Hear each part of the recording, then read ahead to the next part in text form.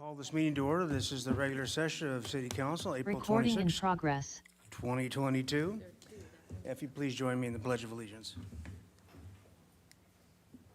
I pledge allegiance to the flag of the United States of America, to the republic which stands one nation under God, indivisible, with liberty and justice for all.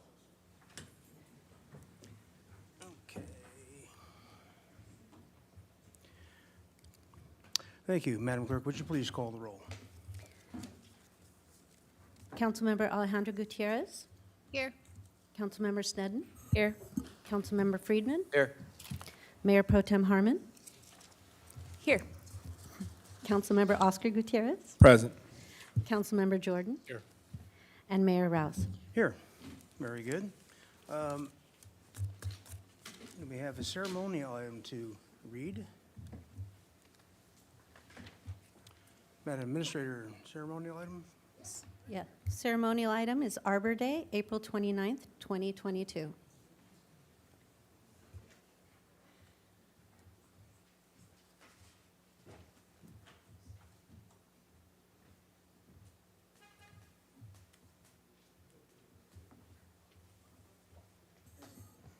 Somebody's paid attention.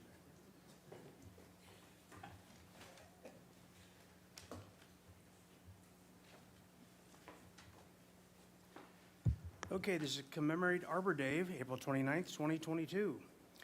Whereas Arbor Day observances are held in California and in the city of Santa Barbara throughout the months of March and April, and whereas National Arbor Day is observed the last Friday of April, and whereas the city of Santa Barbara has been designated a Tree City USA for 42 years by the National Arbor Day Foundation, and whereas the city of Santa Barbara is proud of its more than 100 years of horticultural heritage and the health and diversity of its urban forest, and whereas the city of Santa Barbara maintains over 60,000 open space, park, and street trees and recognizes the importance of professional tree care and annual tree planting programs to sustain a livable community, and whereas Santa Barbara Beautiful contributes to the health of the city's urban forest through support for the street tree planting program, and whereas the city of Santa Barbara and Santa Barbara Beautiful collaborate with local schools to plant trees in observance of Arbor Day, now therefore I, Randy Rouse, by virtue of the authority vested in me as mayor of the city of Santa Barbara, do hereby acknowledge and proclaim April 29th, 2022 as Arbor Day in the city of Santa Barbara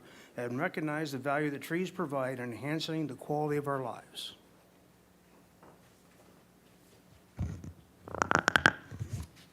Thank you, Mayor Roush and council members. I'm David Grass, a longtime board member of Santa Barbara Beautiful and retired city arborist. And I'm delighted to accept this proclamation, and we want to thank you for recognizing the importance of trees in our community and the importance of Arbor Day in the education of our young people on the importance of trees. And along that line, each year we provide books to each elementary school in the Santa Barbara School District for the elementary and the secondary schools, in addition to all the libraries here. This year, our book is Be a Tree for the elementary and Finding the Mother Tree for the secondary schools. So we are delighted to have your recognition of our organization, our 57 years as an organization in partnership with the City of Santa Barbara and the Parks and Recreation Department, and 40 years of planting street trees and providing funds to purchase over 13,000 street trees in our community. And with the help of the urban forestry staff and Nathan Slack now he coordinates and manages the urban forest. We look forward to our continued cooperation and success. Thank you very much. Thank you very much.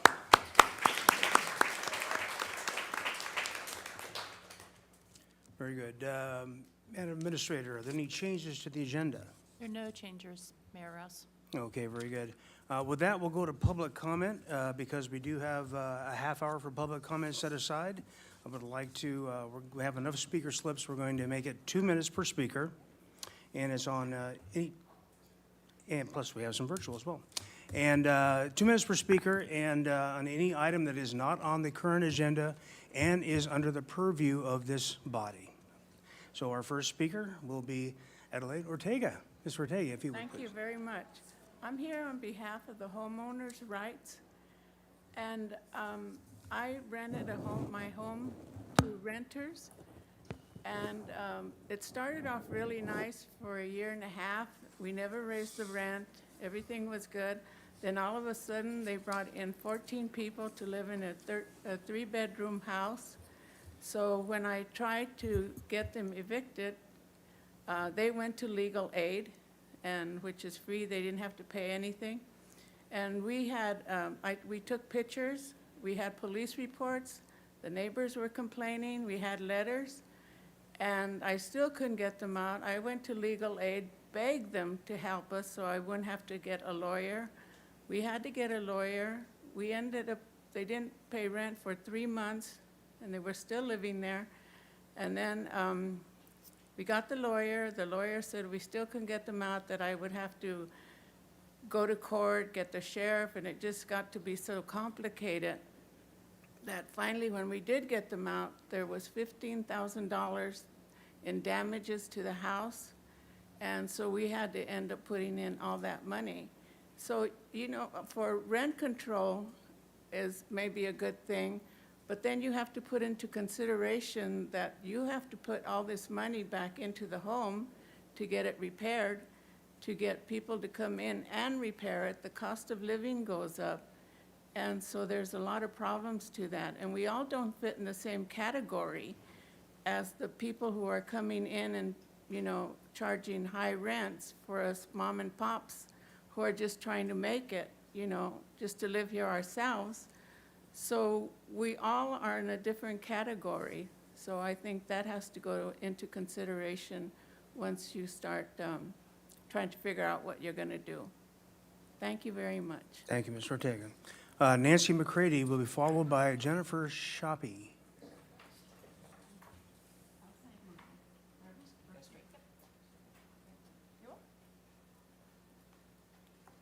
Hi, everyone. I came here to invite you to our town hall meeting tonight. I don't know if you've received our flyer and press packet, but tonight is going to be very, very educational for the community, for our representatives, for just about everybody on the subject of homelessness. Our panelists are very, very professional, and they're very well versed in the homeless situation because they work in the trenches right down there with them. So it's going to be a good evening, and I hope you all can come. Thank you. Thank you. Jennifer Shoppy will be followed by Brandon Miller.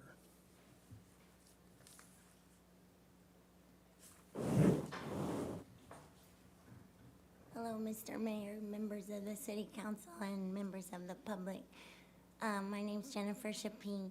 I'm a member of the Lived Experience Group, and a reason why, sorry, I'm all breathless now. I wanted to remember all that. But anyways, a reason why I'm a member of the Lived Experience Group is they gave me a platform and a place to express my voice and friends and great place, and resources. And I was homeless. I became homeless during Corona and lost everything. I had a 15-year career at the court, Superior Court.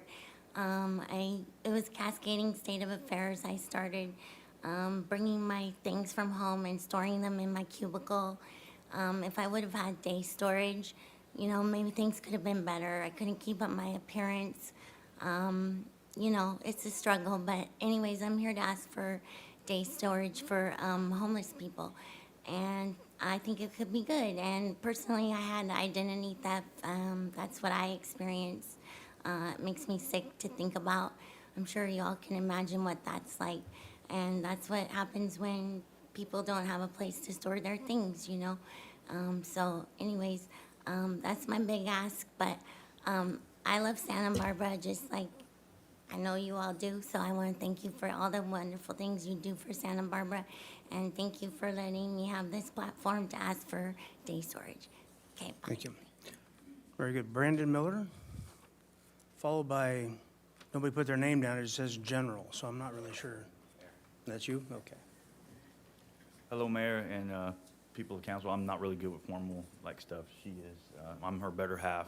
We both lost everything during Corona. One of the biggest challenges, and I am also with the Lived Experience Group, and what they've shown me is that people care about people enough that they can take care of themselves. You know, me and Jen, we became homeless, but we hit every mark throughout these navigation systems that they have here. A little bit of the red tape stopped us at some things, but we got around that because we pulled those tapes, those resources together, you know. But one of the hardest things I'm here to talk about is the storage, because no matter if I was qualified for that job, if I'm walking all the way up Chapala to get to an interview and I got all my things, I could be qualified better than any man next to me. But if he has a nice clean pair of clothes and no luggage, he's gonna get that job just off perception alone. And what I'm talking about is basically a place where people that are actively in programs to look for jobs and stuff can go, set their things in, and have a couple of people watch it for, 5-6 hours, have a change of clothes, resume, so they can go actively look and have a chance to be a productive member of society. I'm not asking, for storage for everything overnight. I'm just asking for, look, give us a shot, like, as the normal person next to us. You know what I mean? Just because they're homeless doesn't mean we have to carry the things around to try to get back to where we need to be.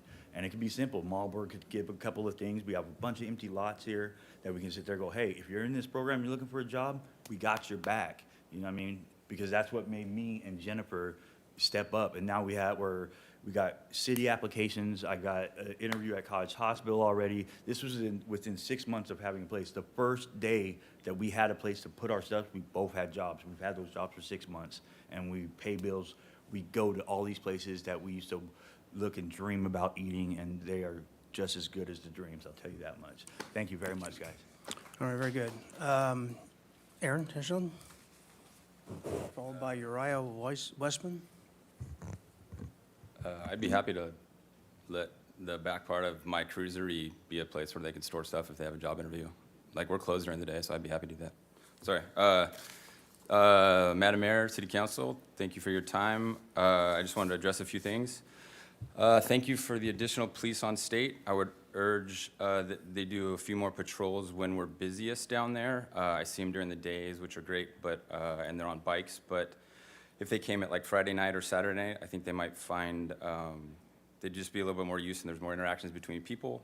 I also had a crazy idea. If you put a bike rack on the back of a police car and then drove the bike down to the State Street, you could ride the bike around all day as a police officer, but it would look like you had another police officer. And since we're short 20 police officers, maybe 5 or 10 of those cars laying around town wouldn't be the dumbest thing in the world. Just throwing that out there. 2, I wanted to thank Councilman Jordan and Gutierrez for coming to speak with the stakeholders a couple weeks ago.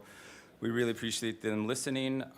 You see, we have invested our own money in helping ensure the promenade works, and I think we all feel that retail. I think we all feel that retail is a vital part of a successful promenade, which is why I asked the question: what has Jason Harris done since he came to work for the city? I can think of some things he's done to harm our economy, like taking outdoor seating away and some other small things, but I've yet to see him do anything as relevant as the 2 events Nina Johnson put on for the city, and I don't think she was being paid nearly as much, and I don't think she had the resources. But she pulled that off before COVID, and I guess I'm asking what Mr. Harris has done in the last 2 years. I think we need him. I think there's a lot of businesses that are still struggling. I don't think we have all the answers for the promenade, and it doesn't seem like he's trying to get to the bottom of any of these problems. So I ask that someone light a fire under his butt or find someone that can do the job, because I feel like he's getting paid a good amount of money but isn't actually doing what we needed him to do. And with only 2 minutes, I guess I got to come back next week. Thanks, guys. All right, very good. Uriah Westman, followed by Roger Powell. Hey, I'm Uriah. I'm here because I just filed my taxes and I got audited. I shouldn't have claimed alcohol as a dependent.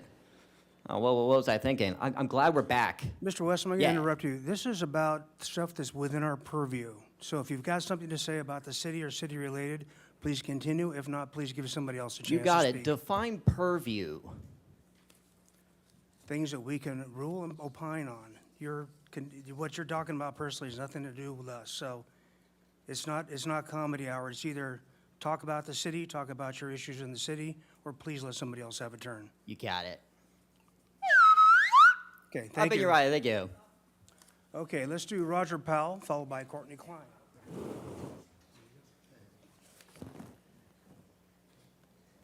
It's an honor to be here today, honorable mayor and city council members. I'm a 50-year resident of Santa Barbara County. I sit on the Santa Barbara Act Steering Committee, and I also co-chair the Lived Experience. So it's a great honor to be here, and I want to thank all of you for your hard work and your support of SB Act. I greatly appreciate it. Thank you all. The subject matter I would like to bring up today, I'm as frustrated as you are. I'm as frustrated as the business owners, the residents, on our homeless problem in the city of Santa Barbara. One thing that I would like to see implemented is safe sleeping. We have safe sleeping at the county administration building, which has worked out quite well over time. I would like to see safe sleeping in our parking lots, and the idea is to have volunteers, not to have all the supportive services wrapped around it, costing more money. It would be, you would come in at 7 o'clock at night and leave at 7 o'clock in the morning. I think this would help in keeping down the crime. I also think it would help in keeping down the acting out, and it would give people a place to sleep, and also it would be very helpful for the women so that they have a safe place to sleep and they would be protected there. It would be ran similar to the way we run our warming centers. Thank you. Thank you very much. Very good. Courtney Klein, followed by Sydney Azzarello. Good afternoon, Mayor, City Council. I know a lot of you from coming here a lot. I'm part of the Lived Experience group now. I used to work with Showers of Blessings, but the one thing I really need to point out is we've done a lot of work in the parks recently to get a lot of these homeless off the street. We're getting more and more showing up at our showers and other things. And one of the things I'd like to propose is we'd like to ask if some of you would please like to show up at each of our NNCs and see exactly what's going on so you can get a better view of what we're trying to do for everybody. And if you've got any ideas for us to bring into what we need to bring in, we'd really appreciate it. Thank you very much. Thank you. Sydney Azzarello, if I got that right, followed by Peyton Marshall. Mr. Mayor, members of the City Council, members of the public, thank you for this time today. My name is Sydney Azzarello, and I'm a third-year Economics and Business and Sociology major at Westmont College. I am currently a part of the Westmont Downtown program, interning at SB Act, and learning the ins and outs of what it looks like to be an active part of the Santa Barbara community, both through my internship and the program in general. I am here today as a Westmont student and citizen of Santa Barbara out of concern about and for the continued use of Alameda Park for the neighborhood navigation centers and Westmont ministry Bread of Life. Bread of Life is a weekly meal share ministry whose objective is to simply have conversations and reduce the metaphorical and physical distance between those who are housed and those who are experiencing homelessness. This has been happening for the past 17 years and was the meal share which began the opportunity for over 30 organizations to partner with SB Act to create the neighborhood navigation centers we know today. Over the past school year, I've had the chance to spend every Thursday night at Alameda Park, and it has been incredibly impactful on me as a person. The friendships which Westmont students can forge are a great asset to the park and the service providers there. Just last week, someone who I've known for a while, who has always been resistant to services, was willing to have a conversation with a case manager, which was facilitated by a Westmont student they'd known for years. Having these pre-existing relationships in community is one of the greatest assets which we have, having the meal share and neighborhood navigation center together at Alameda Park. This is one of many stories where I've seen people's lives impacted greatly. Having the meal share at Alameda Park, though, is more than just a legacy to continue, but a very important space for this. Our park is a neutral space which is imperative to fostering these connections and services. I feel that the best use of our public parks can be for the citizens of Santa Barbara, and what better way to use them than to serve as a connection place to foster service provision and community for our citizens, both housed and unhoused. Thank you for your time. Thank you. Peyton Marshall, followed by Macy, I'm just going to go with Macy. Hi, Mr. Mayor, members of the City Council.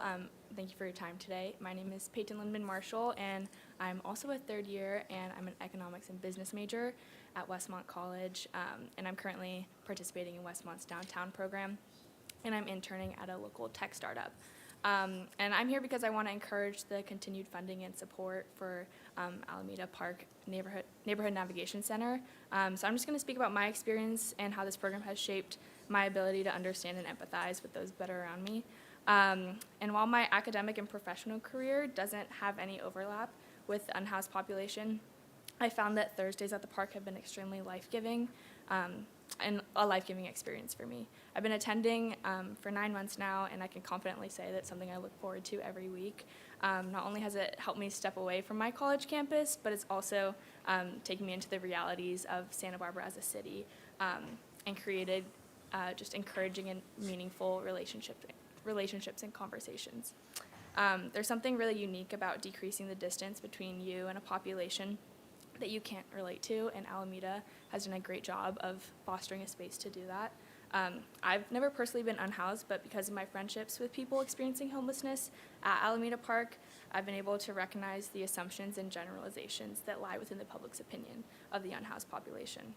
A quick story I wanted to say was my dad was visiting a few weeks ago, and he mentioned a misconception about homeless people not wanting housing, and right away I could think of many of my friends that I've met at the park that actively are seeking housing and are struggling to do so, but still taking the steps. So that's just one way where, because of the relationships that I've created, I've been able to kind of break down some of those misconceptions. An SB Act and the Neighborhood Navigation Centers foster the space where those barriers can be decreased, and we can begin to know the people in our community that face challenges that we can't actively relate to. Thanks for your time. Thank you. Miranda, another name I'm not going to challenge, so please go ahead. Mr. Mayor, members of the City Council, thank you for your time today. My name is Macy Cholomidis, and I am a third-year social science major at Westmont College. I am also a part of the Westmont Downtown program this semester, and I'm standing here before you today because I'm interning at the Santa Barbara Rescue Mission, and since January, I've gotten to see just the positive impact that the local neighborhood navigation centers have in addressing the needs of the citizens of this community that are experiencing homelessness. Before this semester, I had not engaged much with the unhoused population, but I have felt very fortunate to break down all the misconceptions I grew up hearing about people on the streets and traded those misconceptions for genuine friendships. These NNCs are vital for connecting people with the resources necessary to both survive the everyday challenges of homelessness and to take steps towards the process of being housed once again. Not only have I been able to be a liaison for the rescue mission during my time at the Tuesday and Thursday NNCs, but I've also been able to point people to all the various partners that come to these different locations to provide their services. One example of the effectiveness of these partners is the Good Samaritan staff that is at the park now, and they're working with the most chronic and vulnerable in the population to get into Dignity Moves, an interim supportive housing project. Progress like this happens when we meet people where they're at in a dignified and comfortable space. I cannot applaud SB Act enough for the amazing work they've done in creating these inviting spaces over the last 17 years and for having done so in a way that is sustainable and accommodating. They've partnered with Parks and Recreation and Public Health to follow all the regulations and fill out all the paperwork to make this an effective solutions-based effort. Homelessness in Santa Barbara is very complex, and not all efforts are productive, but the NNC model is. We need what is happening at Alameda Park, the commuter lot, and the rescue mission because it is working. And if you're unsure about that, I would suggest going to one consistently for a few weeks and see for yourself the amazing work that is taking place. And I think you'll be surprised just by how helpful those spaces are for your fellow citizens that simply have a different living room than you. You'd Thank wrap you all up, for your please. time. Thank you. And then, before I bring our last speaker up for, I want to announce virtually that if you raise your hand in the next 5 minutes, we can do public comment, but otherwise. All right? So the next one is Carly. You guys and these last names. Hi, I'm Carly Bulow. Hello, Mr. Mayor and council members. Thank you for letting me have some time to talk today. I am also here to talk about SBAC's Neighborhood Navigation Center. I'm a recent graduate from Westmont College, and I started going down to the park with Bread of Life. I think it was, fall of 2018 when I started college, and continued for the next 3 years and continue to go now that I'm graduated. And I cannot urge you enough to continue to support this wonderful organization. I think it's incredible how many of these services are available to many of us just in our day-to-day lives, often from the comfort of our own home. And these people who have their luggage to carry, so many places and needs that they have where resources could be scattered around the city. I think Neighborhood Navigation Centers provides a place where all of that is in one place, and it's a neutral and safe setting where people have the option of using all or none of the services there, and there's a huge community and friendship basis there where we can get to know the people and exactly meet them where they are at, and just get a chance to understand what services they need and allow them to use all the services there and further their move towards actually being housed. Thank you so much. Thank you. Madam Clerk, can I have the first online speaker, please? Yes, we have one online speaker so far, and that's Anna Marie Gott. Okay, 2 minutes, Marie, Ms. you Gott. can unmute yourself and speak. Good afternoon, council members. I'm calling in to comment on two things. First, your community garden at Yananali Park, a survey just recently went out. That survey really just talked about things other than the actual size of the community garden, and if anyone in the community wants to reduce the garden size, rather than just, talk about, hose bibs and things like that. That's what that community survey was talking about. It was not talking about reducing the size of the gardens, which I think that you have heard from multiple sources that people do not want to reduce the garden size at all.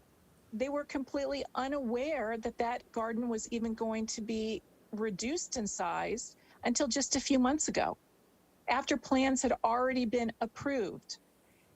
I think that the city really needs to look at that survey and find out if that is actually capturing what residents want to see happen with that garden. I don't think anyone is raising their hands and saying, we want you to reduce the size of the garden by 2,000, 3,000, 4,000 square feet.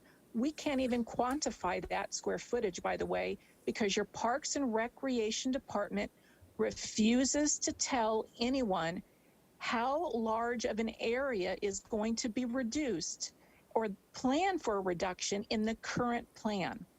So I think someone really needs to, put their foot down and make the Parks and Recreation Department put out a survey asking about the size of the garden, if people want to see it reduced or not, and for them to quantify how much of a reduction they're already planning right now.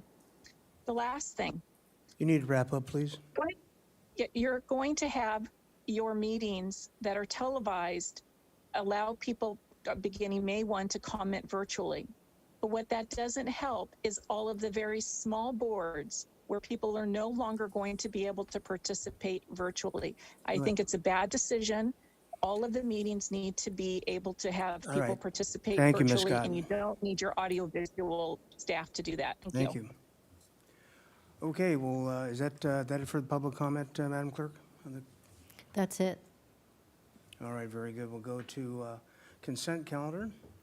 Do we have any items to read? Mr. Mayor, we have 3 items to read on consent.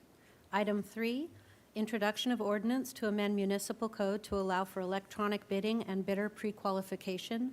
Recommendation that council introduce and subsequently adopt by reading of title only an ordinance of the City of Santa Barbara amending the municipal code by amending sections 4.52.055, 4.52.070, 4.52.160, 4.52.165, relating to bidding and by adding section 4.52.210 relating to pre-qualification of bidders. Item 4, resolution to adopt the city's sustainable purchasing and procurement policy. Recommendation that council adopt by reading of title only a resolution of the Council of the City of Santa Barbara adopting the sustainable purchasing and procurement policy. Item 5, authorize additional work and amend the design contracts for the De La Vina Street Bridge Replacement Project, including the appropriation of available Creeks capital funds. Recommendation that Council A, authorize the Public Works Director to execute the First Amendment to the City Professional Services Agreement number 25,746 with Bengal Engineering, Inc., in the amount of $403,680 for engineering design services. B, authorize the Public Works Director to execute the Second Amendment to the City Professional Services Agreement number 26,915 with Hamner, Jewell and Associates in the amount of $45,300 for right-of-way acquisition services, and authorize the Public Works Director to approve expenditures of up to $30,000 for extra services that may result from necessary changes in the scope of work. And C, adopt a resolution of the Council of the City of Santa Barbara amending Resolution Number 21-045, transfer appropriations from the Lower Mission Creek Restoration and Water Quality Capital Fund to the fiscal year 2022 Street Grant Capital Fund budget for the De La Vina Street Bridge Replacement Project. Thank you. Does anyone need to pull an item from consent? Are there any public speakers on items from consent? All righty, I'll take No them. public speakers. I'm sorry. Oh, very good. Okay, I'd entertain a motion. So move the By consent calendar. Friedman, second by Harmon. Madam Clerk, may I have a roll call vote, please? Yes, Councilmember Alejandro Gutierrez? Yes. Councilmember Friedman? Yes. Councilmember Snedden? Yes. Mayor Pro Tem Harmon? Yes. Councilmember Oscar Gutierrez? Aye. Councilmember Jordan? Yes. And Mayor Rouse. Aye. Thank you very much. Okay, can we get a report from the Finance Committee? Thank you. Today we heard the general fund revenue sources, so just an overview of the general fund for all of the major taxes and revenues that are coming in preparation for the upcoming budget. Thank you very much. All right, very good. We will move to item 7. Would you read the item, please, Madam Clerk? Yes, item 7, public hearing meeting on renewal of the Santa Barbara South Coast Tourism Business Improvement District and resolution of intention to modify the management district plan. Recommendation that Council A, hold a public meeting on the renewal of the Santa Barbara South Coast Tourism Business Improvement District, and B, adopt by reading of title only a resolution of the Council of the City of Santa Barbara declaring its intention to modify the management district plan of the Santa Barbara South Coast Tourism Business Improvement District. Madam Janaga Dyke, it's your show. Thank you. Or Mr. Actually, Mr. Mayor, I'll do a short presentation just as an intro, and then I'll hand it over to Ms. Does yours have music with it too? Because hers usually does. No music today. Okay, so the item before you today is the Santa Barbara South Coast Tourism Business Improvement District, or the TBID. We're here for a several kind of process. We have 2 parallel processes going on at this moment. We have the renewal of the district, and we have a modification to the district. So I'm going to provide a little bit of timeline background for you guys today, and then I'll hand it over. So by way of background, the district was formed pursuant to the Parking and Business Improvement District Law of 1994. This allows for the creation of benefit assessment districts to raise funds for specific geographic areas. So the map up on the screen shows the current boundary of the TBID district. This incorporates the County of Santa Barbara, cities of Goleta, and City of Santa Barbara. The cities remit funds to a nonprofit corporation governing the TBID. In this case, it is Visit Santa Barbara. So the TBID was formed initially in 2011. It was renewed. It was for a 4-year term, and then renewed in 2014 for a 6-year term. This was then revised in 2019, set to expire in 2024. What we are doing today is Visit Santa Barbara has submitted petitions to renew the TBID with a greater value of 60% of the property assessment, as well as submitted a revised district plan. Hence, we are here today with the different timeline processes. So the TBID timeline is on March 29th, a resolution of intent was done by council. This prompted notices to be mailed to all the businesses within the district.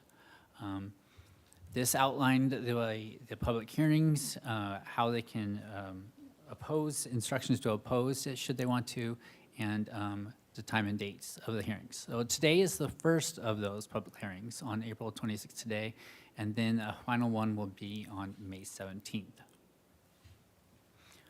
So the modification was kind of preempted by Visit Santa Barbara providing a letter to request the modification.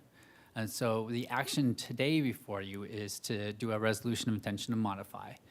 This would be mailed to all the businesses within the district in June, and then a final public hearing would take place in June 28th. The effective date that we're looking to do would be a July 1st, aligning with our fiscal year.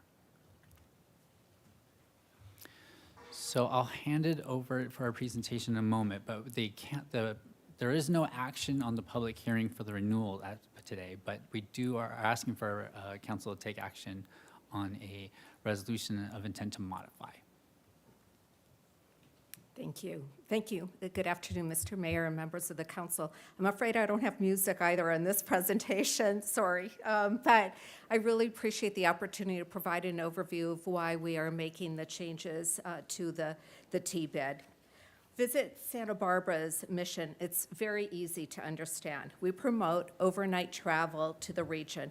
Our purpose is to help businesses save jobs, and sustain a very high quality of life for the entire community. And this was particularly important during the last 2 years when we faced the pandemic. Today's public meeting is an important step for Visit Santa Barbara to fulfill our mission as we ask for your support in renewing the TBID.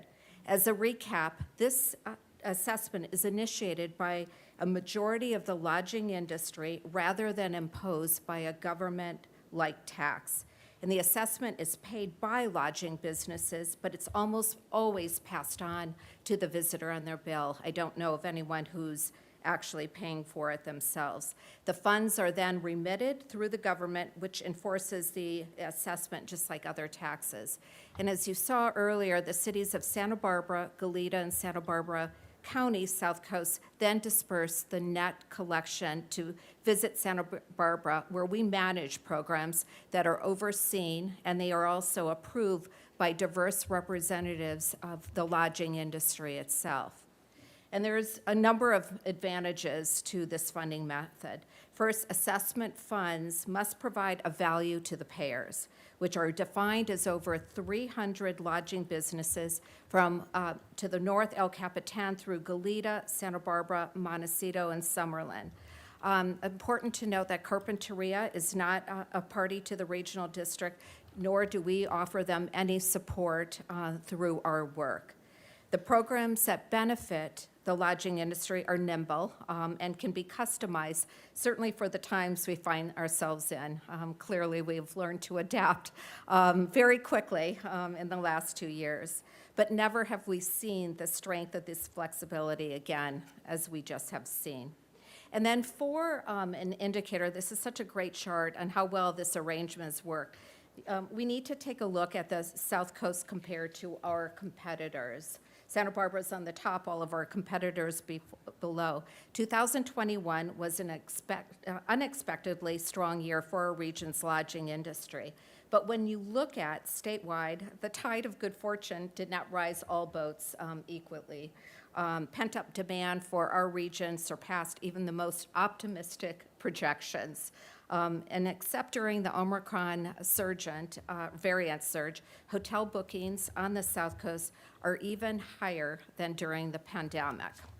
And this, coupled with record high hotel rates, led the Santa Barbara South Coast to the highest revenue per room growth of any competitor that we monitor. It's really quite impressive and the most important metric for hotel success.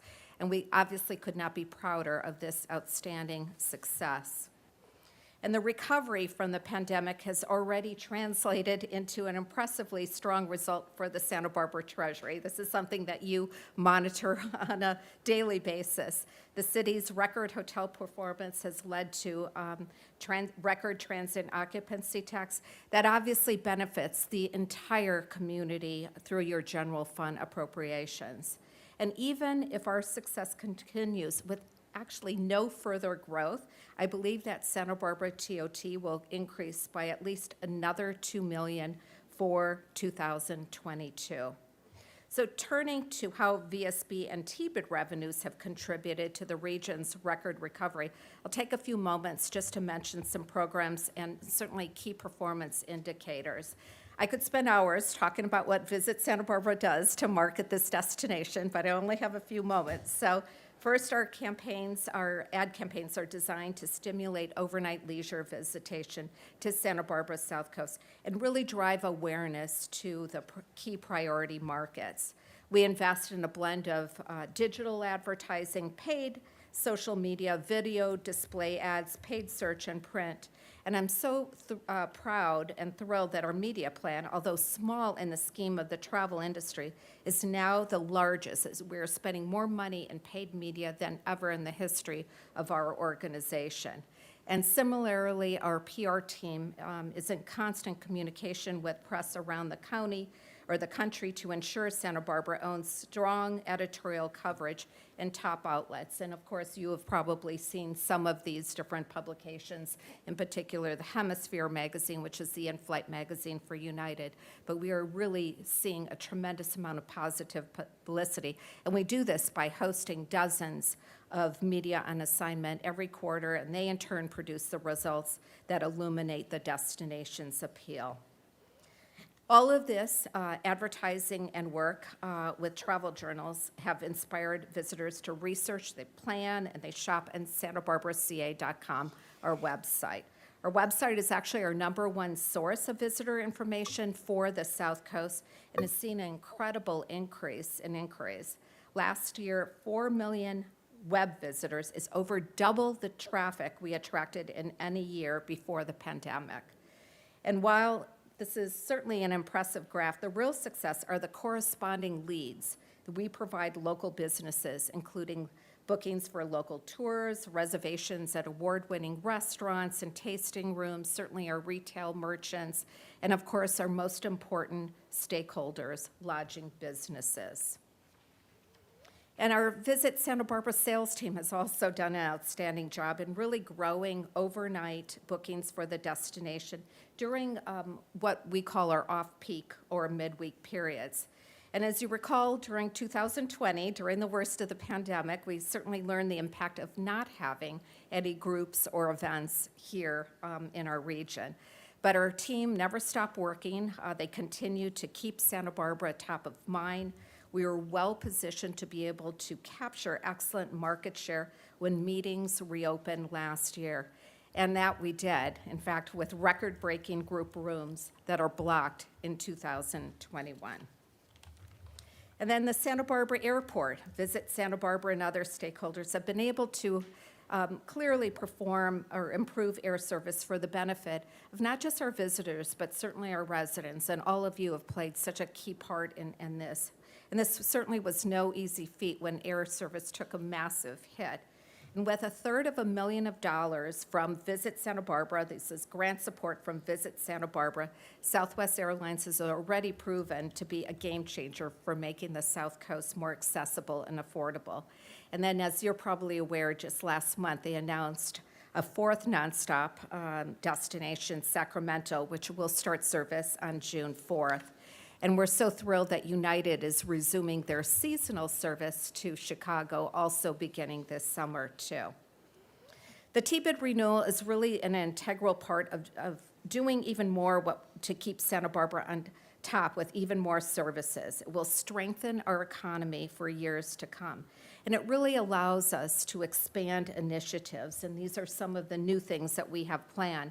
Investing marketing from new air markets and introducing incentives to attract new flights. It's not all about just recruiting new service, but also clearly making sure that this service is sustainable and retaining it as well, too. We are also focusing on a workforce development program to help our lodging businesses. Certainly, labor shortages has become our #1 crisis facing our hospitality industry. And last week, we hosted our first ever career fair for our hospitality industry. We also have new research that we are supplying for the hotels so that they can really market better as well, too. But obviously, all of this requires resources. And as we look for the next 10 years competing for market share, we can actually be even more aggressive competitor in the travel marketplace. And just as important, converting to a fixed 2% assessment is a more equitable model. And this has long been requests by our hospitality industry, our lodging industry, by both the smaller hotels as well as the larger resorts. The renewal allows us to strengthen advertising, public relations, sales programs that benefit the local lodging businesses with increased bookings and higher room rates. It also increases the equity of how assessments are paid by the businesses that receive benefits from the T-bid, and this is one of the #1 reasons why the lodging industry requested. And also lengthens the term of assessment to 10 years, and it really provides the stability for our industry and reduces the expenses associated with more frequent renewals. And with the additional T-bid revenues, we seek to grow occupancy from 70% to about 80%, which we have achieved in years past. But all the while, we want to ensure that we maintain the new record-breaking hotel rates. And the conversion of a fixed rate will be more equitable among payers, and will also allow them to be more competitive with rate-sensitive clients. Many routes in the off-season, especially during midweek or for corporate accounts, may recognize an assessment decrease, which is offset by higher assessments when rates are high for leisure visitors during the weekend and peak summer periods. So aside from the 10-year duration and more fair assessment, 2%, little else will change. The district boundaries and the assessed businesses are the same. The lodging businesses will still be able to pass the assessment on to our visitors and remit the funds. There will be a robust engagement with the lodging industry to ensure that the funds are invested for the benefit, aligned with the business conditions, certainly of the time. And to that end, I'm very grateful for the hospitality industry that this plan has received from the lodging industry. Over the winter, we had a multiple-step process to get to where we are today, and we developed a management plan by consulting with a representative group of lodging businesses, including large and small hotels, as well as vacation rental managers. And then next, our T-bid committee, all of whom are the payers of the assessment, and the VSB Board of Directors voted unanimously to endorse the plan we're presenting today. And with only 3 weeks to gather signatures, I'm so thrilled that we received a strong vote of confidence from owners of hotels and short-term rentals. Although not unanimous, when weighted by assessment paid, we received an impressive 60% support across the district.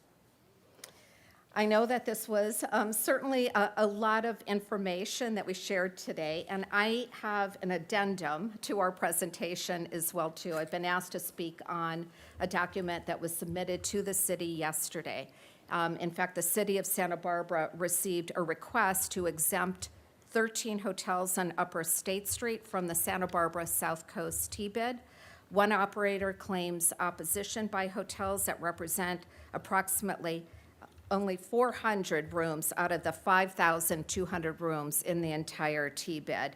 And obviously, we just got word of this 24 hours ago, so we're still taking time to digest. But we wanted to provide some response to this. And what I want to reiterate at this moment is that during the pandemic, the T-bid has been able to show benefit to all lodging businesses through faster recovery in occupancy and rates than any other regions along the coast. I know you all have seen many, many reports from us. And the greatest specific benefit the T-bid providers to all payers, Upper State Street, is a pipeline of travelers planning their first or repeat overnight visit to the region. And this certainly correlates to increased occupancy to the assessed payers and increased rates that flow, obviously, to the bottom line. The non-assessed properties do not receive these specific benefits because they are omitted from all T-bid marketing materials, programs, including our website, visitor magazines, promotions, workforce development campaigns, and any proactive outreach to any groups at all. The letter that you received asserts that Upper State Street hotels are not primarily tourist properties. And I think I've been able to communicate that we've been using cell phone data, geo-cell phone data, to really identify where to market to the visitors during particularly the last 2 years. And that's some of the successes that we're seeing as a result of that. So we took a look at the data again, and we believe that the information they provided is not accurate. So if you take a look at this visitor profile, let's see, there we go. Here shown are the visitor profiles of real overnight guests at the 13 Upper State Street hotels reference compared to the profiles of the T-bid at large. So you have the Upper State Street hotels on the left, the T-bid hotels on the right.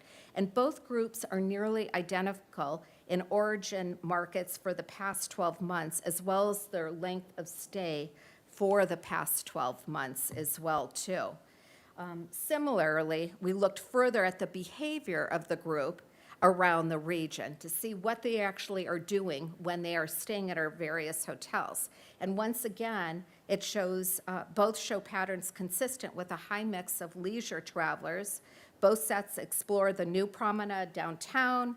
Each ranks highly for experiences in the Funk Zone and Coast Village Road. And they behave similarly along the waterfront as well. And certainly we acknowledge that not all visitors are here for vacation, but to assert that the Upper State Street Hotel visitor is somehow different than the mix of visitors across the region appears to be incorrect and is inconsistent with the research that we have. So again, we're pleased to report that we have over 60% support for this renewal across the unified district, including the whole city of Santa Barbara. And the T-bid has been in place for 12 years, and while the assessment has risen, so too has the demand for Santa Barbara overnight travel and certainly our lodging rates. And regardless of any one property's individual support or opposition to the T-bid renewal, Visit Santa Barbara stands committed on delivering the maximum benefits possible to all the payers of the assessment for the next 10 years. We're going to continue to innovate. We continue to invest T-bid funds to really ensure that our region's lodging industry remains on top of the many competitors in California. Thank you for your time. Thank you. Are there questions from council for staff or Mr. Janek-Dykes? Mr. Friedman. Thank you. I just have one question. I asked this at the Finance Committee earlier today when we were talking about general fund revenues and TOT. So the transit occupancy tax has increased almost 40% from pre-pandemic, but not necessarily the room rates, it's the average daily rate. Not the room rate, the number of rooms, it's the average daily rate. So Is that primarily something that is sustainable, or are there other factors in there, such as we have right now a pent-up demand, so there's an increased demand that's driving that increase of a rate versus the supply issue, and will that taper off, or what do we expect in terms of that type of growth to continue, and will it taper off? Mr. Mayor, Councilmember Friedman, very good question. I wish I had a crystal ball, but what I can tell you is that we are monitoring certainly all of the research that we purchase. We also purchase traveler sentiment studies, and the forecast remains really optimistic. And I can say that the recent spring break, which really is comprised of about 3 or 4 weeks here in Santa Barbara with revolving spring breaks. We saw travelers coming over about 3 or 4 weeks, was extremely strong, and that's certainly an indicator of what we hope to see in the future. We do have a number of hoteliers that will be speaking shortly, and they can give you a better indication, but after speaking with them earlier, the forecast remains very strong. Of course, it's very difficult to be able to understand the future.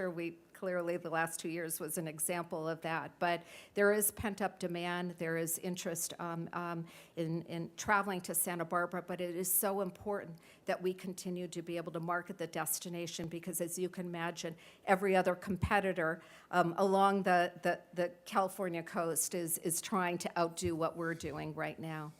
Thank you. I just think that gets to the point of there's this demand now that's pent up, and we need to continue to tap into that, or they're going to go somewhere else. Yeah, Councilmember Friedman, this isn't accidental. We have to work hard, and we have to spend money to be able to market the destination to see the return that we are receiving. Ms. Nedden. Thank you, Ms. Janega Dykes. So it's impressive, the growth, and especially compared to other areas. And if you could just talk a little bit about how that translates into jobs in our area. And you had the career fair, which is new, and who you're targeting those jobs for, and if there are higher paying opportunities in there as well. Mr. Mayor, Councilmember Sneddon, that is one of our priorities going into next year. I looked back at one of our goals at the onset of the pandemic, and the number one goal was to save as many businesses as possible, and the second was to save as many jobs as possible. Clearly, during the pandemic, we saw a lot of people leaving their jobs, leaving their careers, and our focus now is trying to attract them back into our community.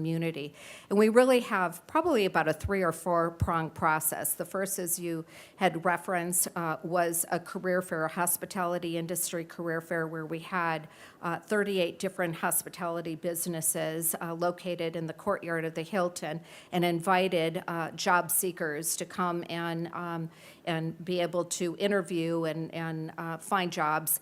And that was kind of a short-term goal, because as we continue to welcome visitors back to the community, we need to make sure we have the infrastructure to be able to provide the service that they have long expected and have been used to receiving here in Santa Barbara. The second is a partnership that we will be engaging with the Chamber. And then this is not only to be able to try to encourage people to find jobs immediately, but really marketing the hospitality industry for career opportunities. And this will involve a significant marketing campaign. The American Association of Lodging Association is running a campaign in certain communities throughout the U.S., and they're finding some success. People have forgotten what the benefits are to working in the hospitality industry and the many careers. And sometimes it's starting, at the front desk, but then being able to move up in management positions and be able to find long-term careers. The other part is really showing the diversity of careers that are available in the hospitality industry. We always think it's all about, front desk or sales, but in fact, there are opportunities for accounting or landscaping or, restaurant industry. So that's the goal of that. We will continue to run career fairs. Some of them may be on campus at UCSB or City College. And then the third part of this initiative is to work with all of the educational institutions, including UCSB, City College, and even Westmont, to develop more programming for the hospitality industry. We've been talking with City College to look at maybe a different accreditation program, one that's a little bit simpler and that provides that person with, the opportunity to be able to apply for positions in the hospitality industry a little bit earlier than a four-year degree. We're also talking with UCSB about a hospitality program as well. So there's short-term goals, but there's definitely long-term goals, and that's really, showcasing, again, the industry to the job seekers, and particularly here in this community. I really appreciate that. As an employee at City College, I saw the emails that were going out, and it seemed like it was a very successful outreach effort. So thank you. Thank you. Okay, very good. We have some public speakers on this item. Start out with Debbie Neer, followed by Chris Inman. And you'll have 3 minutes, please. Good afternoon, Mayor Rouse and council members. My name is Debbie Neer. I'm from a 53-room hotel named Franciscan Inn and Suites over on Bath Street. I will whisper when I say I've been there for 40 years, that I have been there for 40 years, and I've witnessed such an amazing timeline. So I was here pre-T-bid, after T-bid. So I just remember the constant struggle that we used to have trying to get money from the general fund that was initially, that TOT, you have to remember, was initially set aside, supposed to be set aside for advertising, and it got to be very large, and the general fund really enjoyed it. So we kept getting smaller and smaller amounts. The T-bid was critical for us to maintain the advertising. At the same time, TOT, transient occupancy tax. Okay. And the T-bid, we need to stay competitive with all of our neighbors. I definitely have people that are coming in and day tripping, and then I see them headed up to Pismo. There's many, many, many options around us. The thing with the T-bid being 2%, for me, I'm a small hotel, it makes it much easier as far as collecting, because at certain times, especially during the pandemic, our rates were certainly lower than whatever in other words, my T-bid was $3.30 at the time. That would have been a greater than 2% take on my room rate at the time. So for me, having it percentage-based is really equitable. It makes it fair across the board, and it also makes it fair for me personally, because then the guests' percentage is actually changing with my rate changing. And the other thing is that it makes it a little bit more predictable for the Visit Santa Barbara to be able to plan ahead so that they have some idea of where they're going to be as well with that percentage. And one quick final comment to Councilmember Snedden. I wanted to mention that one of the other really big areas is I had 13 housekeepers prior to COVID. Now, since May of 2020, my maximum that I've been able to find right now as we're moving into summer is 7. I cannot find housekeepers. I cannot find maintenance staff, and we're paying more than we've ever paid before. I have housekeeping starting at $18. I have front desk starting at $20. My maintenance is starting at $19. Those are fair prices, and the housekeepers, they get tips as well. So we really hope that more people start applying for that, because, it's not so sexy when you check in at a front desk and you go to a dirty room. So it's a team, and it takes all of us to make it a great experience. So thank you so much. Thank you. Chris Inman, followed by Chris Klein. Good afternoon, Councilmember Snedden. I actually started out scooping ice cream at Ben & Jerry's, and now I stand here today as the general manager of the Hilton Santa Barbara. Also, many of you may know it as the Fess Parker Doubletree, and I really appreciate your time today. I can't overestimate how important Visit Santa Barbara has been in positioning our community for a post-pandemic recovery. And I wanted to speak a little bit about the group meeting and event portion of the business.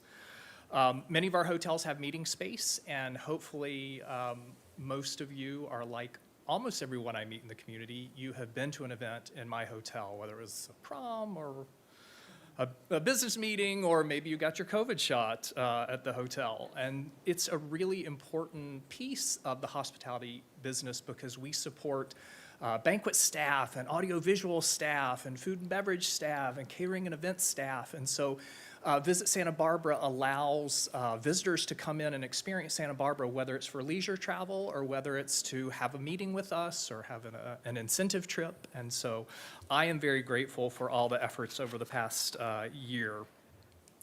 A couple highlights. Since January of 2021, since July of 2021, Visit Santa Barbara has brought 402 group leads into the market for hospitality businesses to bid on. That's about 165,000 room nights. During that same time period, 97 of those were converted into definite bookings with about 50,000 room nights. 85% of our group business occurs in non-summer months and on non-weekend periods. So it brings base business into the market in really key times to allow our team members to continue working. Our most recent visitor survey said that meeting business contributed about $42 million in attendee direct spending and about another $7.5 million in sponsor and exhibitor spending to the local economy. So group business helps the Santa Barbara economy in a variety of ways that leisure travel alone doesn't. Meetings and events fill rooms midweek and off-season. Group meetings often fill larger hotels, which allows business to go to some of the smaller properties, whether folks want to walk over to meetings or whether they're looking for a leisure experience to come and enjoy while there are groups in-house at some of the larger properties. And really importantly, those group attendees go kayaking and they go out to eat in the community and they go to the funk zone and they taste wine. And so the economic impact of those visitors is very significant. And again, oftentimes not during summer and not on weekends. You need to wrap up, please. Okay. Thank you very much for your time today. I appreciate it. And I appreciate all of your efforts helping us to look at the renewal and modification of the South Coast T-bid. Thank you. Thank you very much. I have Chris Klein, followed by Robert Glock. Good afternoon, Mr. Mayor and members of the council. Thank you so much for having me today. I'm the former general manager of the Kimpton Canary Hotel, and I'm currently the general manager of Hotel Santa Barbara. And I mention both properties because they both benefit in different ways from T-bid, and I think certainly will benefit from the support of the renewal and a modification. Kimpton Canary, as I was the GM there, was almost entirely through the pandemic. And while we had to close the restaurant, Finch and Fork, mainly because we didn't have outdoor dining available to us. If we had been facing straight State Street, I think we would have been find a way to keep it open. But at the corner of where we were, it just wasn't viable. But the point is that the marketing effort by Visit Santa Barbara from T-bid funds was significant and allowed that hotel to remain open and allowed us to continue to employ a significant number of people, both in entry level as well as higher paying jobs throughout the pandemic. We did not have to close that hotel during the pandemic, and a lot of it was, again, due to that success. As I now have transitioned to become the general manager of Hotel Santa Barbara, I have a different challenge. I don't have the power of IHG and Kimpton Hotels behind me. I am supporting a 75-room independent hotel, which means as far as the eyes of virtual media and social media, people aren't seeing me as clearly as they might have seen my previous hotel. So this hotel is now going to be much more dependent upon these funds, right, consistently from now into the future in order to help market the destination so that we then can spend certainly some money on marketing, but we're really riding the coattails of the efforts of Visit Santa Barbara that allow us to try to compete with larger hotels and hotels with a bigger marketing reach. So I really think, I agree with my colleagues. I think this model is much more equitable for all tiers and types of hotels. Again, just in the last 18 months, I've supported a branded hotel and now an independent. The PR and marketing funds, again, critical to the destination and critical to hospitality jobs. So I'm a huge supporter of it. Happy to be here in this community and do what I can. Thank all of you for your time and support very much. Thank you. Robert Glock, followed by Tiffany Holler.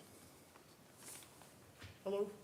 I'm Robert Glock. I run Hotel Milo on West Beach, 121-room property. I'm not really here to talk about the TBID itself because I think that's a no-brainer that we have it. I'm really here to talk about how much I believe that the modification is important. So I came to Santa Barbara in September of 2019 from the Baltimore market, and so I'm not unfamiliar with the TBID. What I was kind of unfamiliar with was the dollar amount, the structure of it. So just in the short time, 2.5 years that I've been at Hotel Milo, we've been at $4 per room night. We've now are at $4.40 per room night. And because of our ADR increase, probably next year we're going to be at maybe $6.60. I'm not sure. But it's all over the map. And one thing that, if you haven't seen already, you should ask to see what our competitive markets are doing. So pretty much everybody up and down the coast has, and including into Palm Springs, just like Baltimore, has a percentage. I think there may be one other market in our entire state that we know of that does not have a percentage. It just makes perfect sense. So when a guest is coming to visit and they're looking at their final bill, they're much more likely to say, what is this $4 or $6.60, or it's a very unclear aspect. And as some of the other hotels have mentioned, it also, it changes with the ebb and flow of business, the seasonality, and it's very consistent. It's a much more equitable process for all of the tiered hotels, whether it's economy, mid-range, or luxury, so that all guests are kind of expected to pay the same sort of a percentage. So that's really all I have to say. Thank you so much. Thank you. Tiffany Holler. Hi, Mayor Rouse and City Council members. Many of you know me and have heard me talk on this topic a few times. I'm a real estate broker here in Santa Barbara and a property manager. I am definitely not here to discount or discredit anything that Visit Santa Barbara does or TBID. I agree 100%. It should not be a sliding scale of room rent and charge per daily rate and it changing and fluctuating. I'm in favor of the percentage for sure. I just have a problem with the 2% and what we're doing. So I have very limited knowledge, although I just got educated on it, about what the TBID started and how it all came about. But I do know that, yes, for hotels, 100% they have relied on it, and it's been a great thing for the city. Other lodging, like legal vacation rentals, we don't see the benefit of that in particular. So now a lot of people have to spend money on their own advertising through VRBO, through wherever else. But the bigger question here for me is this.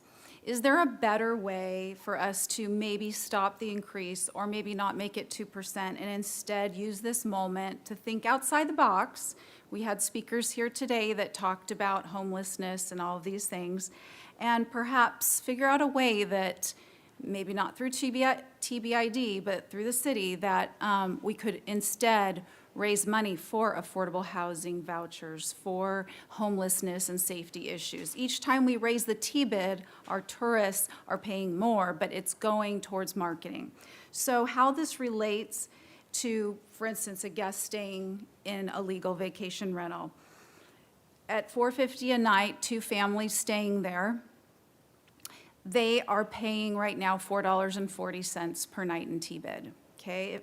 If that, now it will go up, it will double. The TBID's gonna double for that same family, okay? $1,000 room rate, they're gonna pay, what, $10 for them to be, you know, it's gonna essentially quadruple or whatever a hotel rate. Who does it hurt? It's like gas prices. It hurts the people at the lower end. You know, you raise gas prices, it's not going to hurt the people that are driving Ferraris and Teslas. It's going to hurt the people that are driving to the destination and looking for affordable places to stay. Are we trying to basically say that Santa Barbara may eventually not be affordable for people that are sharing homes or whatever? How does it relate to the residents in our city? Well, in our city, it's a love-hate relationship with tourism. And so I'm here really to talk to you about how can we bridge that gap? How can we have legal vacation rentals or hotels support a fund that's actually going to help some of these things, generate money for rental vouchers, generate money to help these essential workers pay the rising rents? It's all connected to the housing market and raising those rates. So I just want to throw that out there before we just make it a point to raise this. Let's think about other options we could use in generating income through tourism dollars to help our city keep it safe and to help the individuals that spoke earlier tonight Thank you. about these things. Thank you. Very good. Madam Clerk, do we have any speakers online? We do not have any online speakers. Okay, very good. It's to the council. Oh, Mr. Mayor, a hand just was raised. Okay, a hand just went up? Yes. Okay, and that'll be, I'll give it about 3 more minutes to raise the other hands, and now we'll go ahead and bring that speaker on, please. Okay, the speaker is Anna Marie Gott. You have 3 minutes. Anna Marie, you may unmute yourself and speak. Good afternoon, City Council. Sorry, I got disconnected, which is why my hand went down. I do have to agree with the last speaker on one item, which is I do agree that it should not be a flat percentage, but it should be prorated based upon the cost of the hotel room, because this last speaker did make a great point. We have luxury hotel accommodations that are not going to be paying, that are going to be paying just as much as someone at a lower cost accommodation, and I don't think that's right. That said, I want to just really point out a few things that were mentioned during this meeting, which is one of the speakers came up and said, we're having a really hard time trying to find people to work at my hotel. And I'm paying them anywhere from $18 to $19 an hour. That is a poverty wage in the city of Santa Barbara. In the city of Santa Barbara, you need to earn at least $25 or more an hour so that you can actually afford a place to live.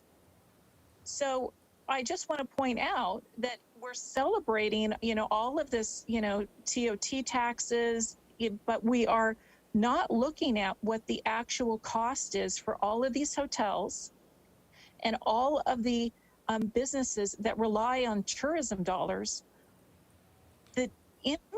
When the jobs that they create are low wage jobs, which just fuel our need for lower cost housing that actually fuels, I believe, a descent into homelessness in the city of Santa Barbara. And we really should take a step back and look to see what our priorities are. Are our priorities just to, continually push and develop more into the tourism section and low-wage service jobs? Or should we take a step back and look at what we should actually do for the future, which is try to actually build a city that is going to focus on larger, higher wage jobs, and that those businesses and developments are going to get, priority over anything else that we have in our pipeline for our city in terms of development. I think that is something that needs to be the #1 focus for the city, because we're continuing to build and develop properties in the city for housing that our current residents will virtually never be able to afford. And we've already seen in the census data that we've got an exodus of people leaving the city because they can't find housing. They can't afford it because the primary jobs here in Santa Barbara are low-wage jobs. So, thank you. All right, very good. Do we have any further speakers, Madam Clerk? There are no further speakers. Okie dokie. Now it's back to the council. Anyone? Mr. Jordan. Thank you, Mr. Mayor. I know it's premature, this is just the start, but I look forward to seeing you back in June.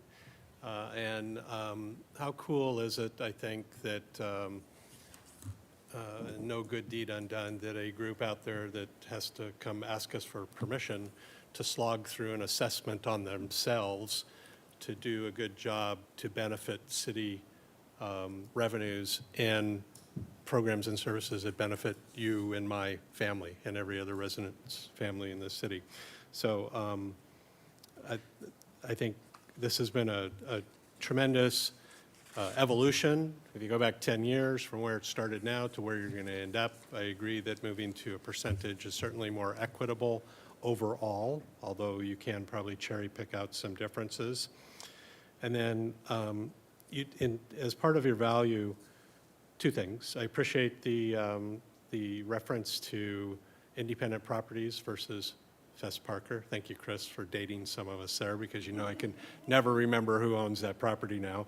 But just so that pick a name, Rose Garden Inn, Hotel Santa Barbara, Hotel Milo have a much better ability to market side by side with a Hyatt, who's ever in the front of Bacara now, those type of properties.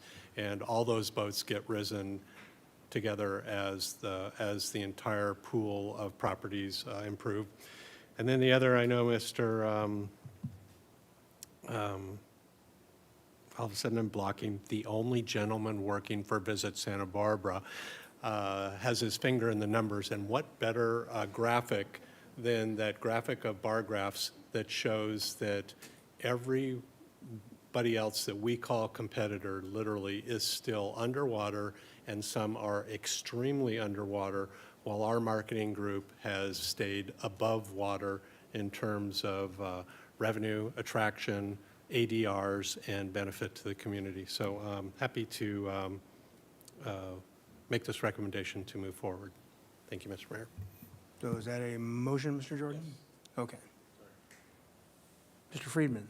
I'll second the motion. And I just want to briefly just echo Councilmember Jordan's comments and all those who spoke tonight, and just the data that's out there. It's extremely important for us, and that also the transient occupancy tax goes to the city's general fund, which funds a lot of the services that we have that are outside of tourism, and where we're going to have to address some of these challenges, we have to have a revenue source. And so I think the pandemic showed that it is such a major source of our revenue for the city as a whole, whether it's just our police and fire, which is a large portion of our general fund budget, or libraries and parks, which we need to supplement. So, and the fact that we're able to have such a comeback so quickly is a testament to it. And then the work of Visit Santa Barbara in particular, of getting Southwest and our airlines here in new destinations that serve us well. I know the Sacramento flight in particular was one where there was a demand for it. So otherwise you have to drive 6-7 hours to get up there for maybe a one-day meeting. So just really appreciate it and supportive of moving this forward as well. Thank you. All right, very good. And Mr. Colon, please correct me. This does not require a roll call vote, is that correct? Honorable Mayor, it does require a roll call. It's a resolution. Oh, I knew I got that wrong. Okay, Madam Clerk, would you do a roll call vote, please? Yes, Councilmember Friedman? Yes. Councilmember Snedden? Yes. Mayor Pro Tem Harmon? Yes. Councilmember Oscar Gutierrez? Aye. Councilmember Jordan? Yes. Councilmember Alejandro Gutierrez? Yes. And Mayor Rouse? Aye. Thank you. Passes unanimously. Thank you very much. Okay, we'll move on to the next item. We read the item, please. Our next item is item 8, introduction of ordinance amending the municipal code relating to review of development projects for pre-existing code violations. Recommendation, the council introduce and subsequently adopt by reading of title only an ordinance of the council of the city of Santa Barbara amending the municipal code by amending sections 1.25.050, 30.205.5, .050, 30.205.160, and 30.280.030 relating to review of development projects for pre-existing code violations. Thank you. And Mr. Henschke, are you presenting this or nope? Go right ahead. Thank you very much, Mayor. Thank you. Thank you very much, Mayor Rouse. My name is Marisela Salinas, and I'm the zoning supervisor in the planning division, and I'll be making today's presentation. The purpose of the hearing is to review the proposed ordinance amendments to streamline the review process, provide applicants with more options to resolve violations, and to give the director the ability to make determinations on unpermitted structures. The catalyst for these ordinance amendments was a recommendation from the Novak Consulting Group, who was hired in 2020 to assess the city's existing land development process and provide improvement recommendations. Recommendation 19 specifically stated that violations discovered during plan review should be addressed separately from the permitting process. Staff presented the amendments to the Planning Commission in 2021. Both the Planning Commission and the Planning Commission Working Group deliberated on multiple options to develop the goals and proposed amendments. In December, the Planning Commission unanimously forwarded a recommendation to the City Council to adopt the ordinance amendments. In April of this year, the Ordinance Committee reviewed the proposed changes and unanimously forwarded a recommendation to Council for adoption. I'll briefly walk you through the key amendments. Chapter 1.25, under abatement of unlawful conditions, clarifies the decision-maker's ability to condition a project to correct violations. Chapter 30.205, under review of applications, defines the options applicants have to correct these violations. And Chapter 30.205, under enforcement and penalty, allows the director to make determinations on violations where there is limited permit history. It also states the policy of the city regarding enforcement is to educate and work in partnership with property owners and businesses. Now, I'd like to give you a brief description of the city's current process. First, an applicant submits an application for discretionary review, such as design review, staffing officer, or planning commission. Next, staff checks the application to ensure that it's complete and it includes all the required information for project review and approval. If there are any known violations or violations are found during staff review, they must be corrected as part of the current process.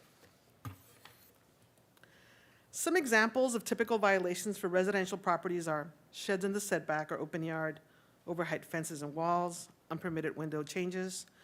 For commercial properties, we see violations such as unapproved dumpsters, restriped parking lots, removal of required landscaping. In order to address the Novak recommendation, the process for correcting these violations is proposed to be changed to meet three main objectives. First, give the applicant the ability to choose from several options to correct the violations.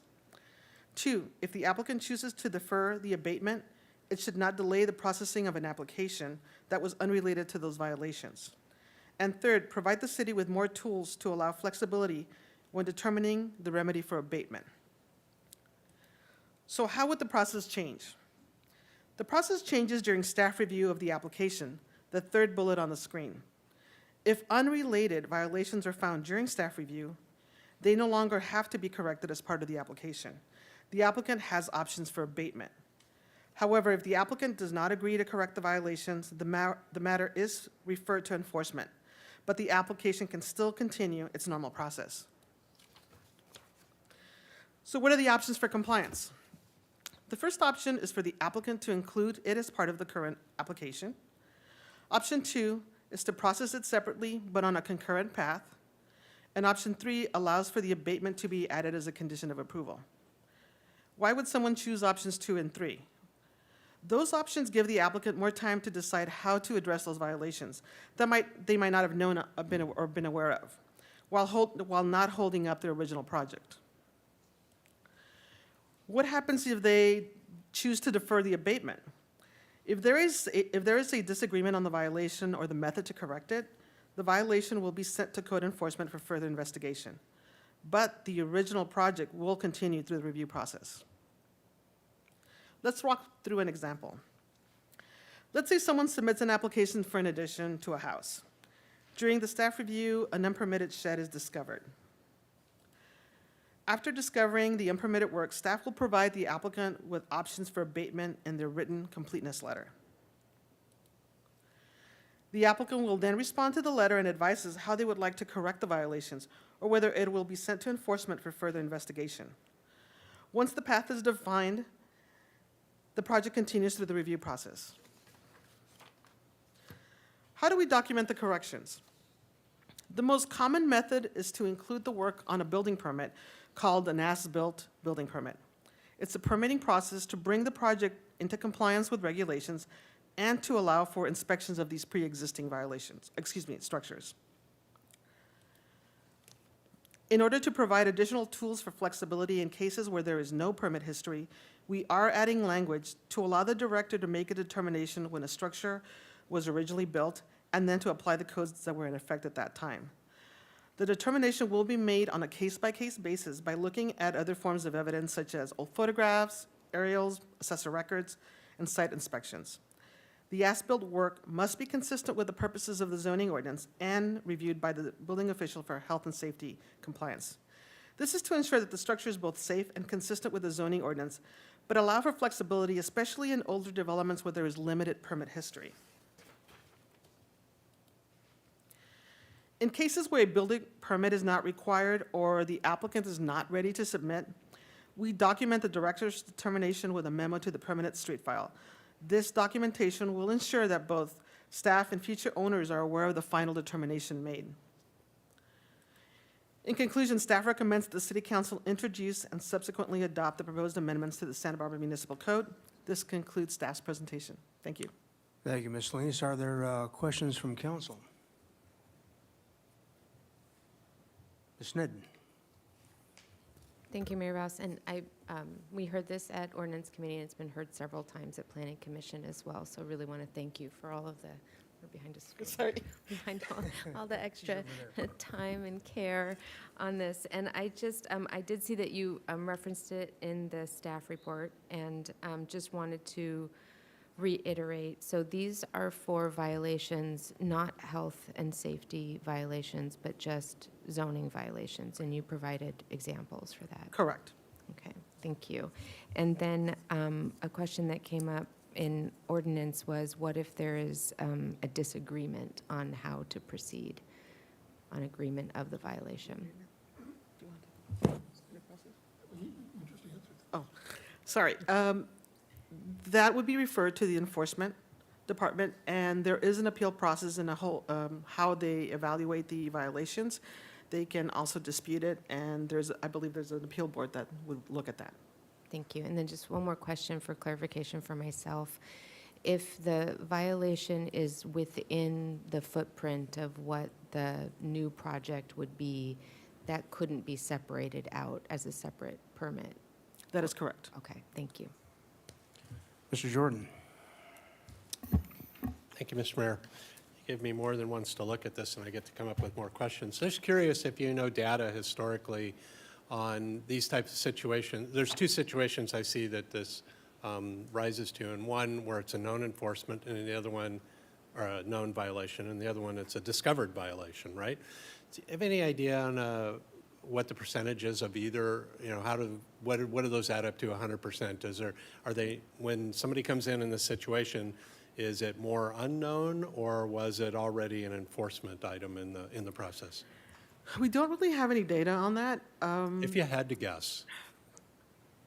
50-50. Okay, so that close. Yeah. All right, so thanks. All right, thank you very much. Do you have any speaker slips? You have one, I'll have one online, yeah. Okay. We have 3 minutes for the speaker online. Our one online speaker is Anna Marie Gott. Anna Marie, you may unmute yourself and speak. 3 minutes.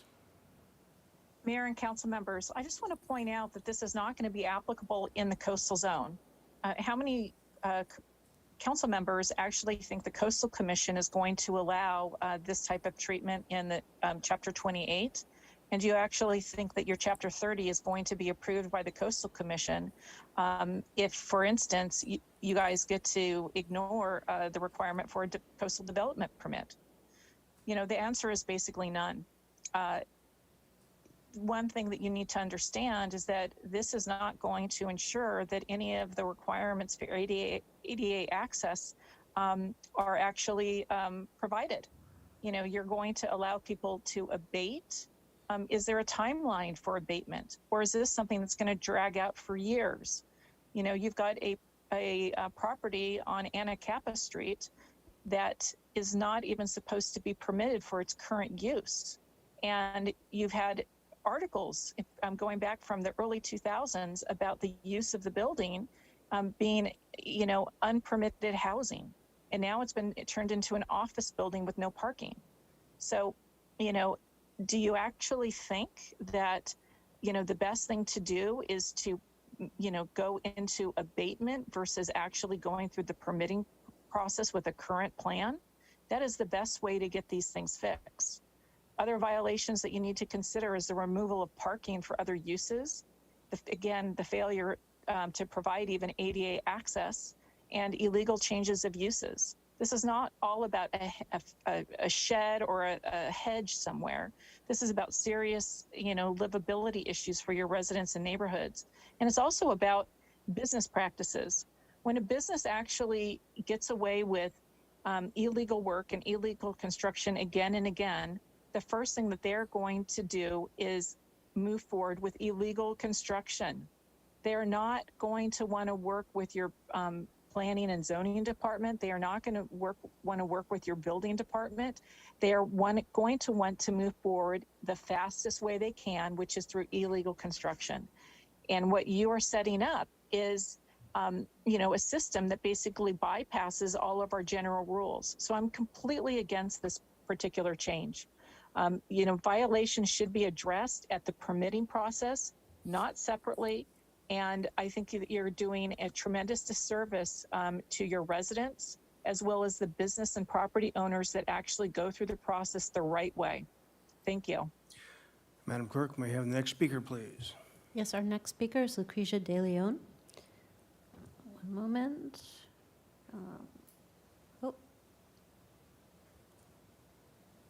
Lucretia, you may speak now. Okay, great. Can you hear me okay? Yes. Thank you. Thank you, Mayor Randy. I think the last time I saw you is when we did the point in time count a few months ago. It's good to see you again. I wanted to speak on this item about notice of violations, as I work at Vanguard Planning, and we help a lot of clients who purchase properties, will move forward with moving in, and they'll receive a notice of violation in the mail about something within their property, whether it's a driveway or a shed, that there's no way for them to disprove or prove if it was permitted or unpermitted.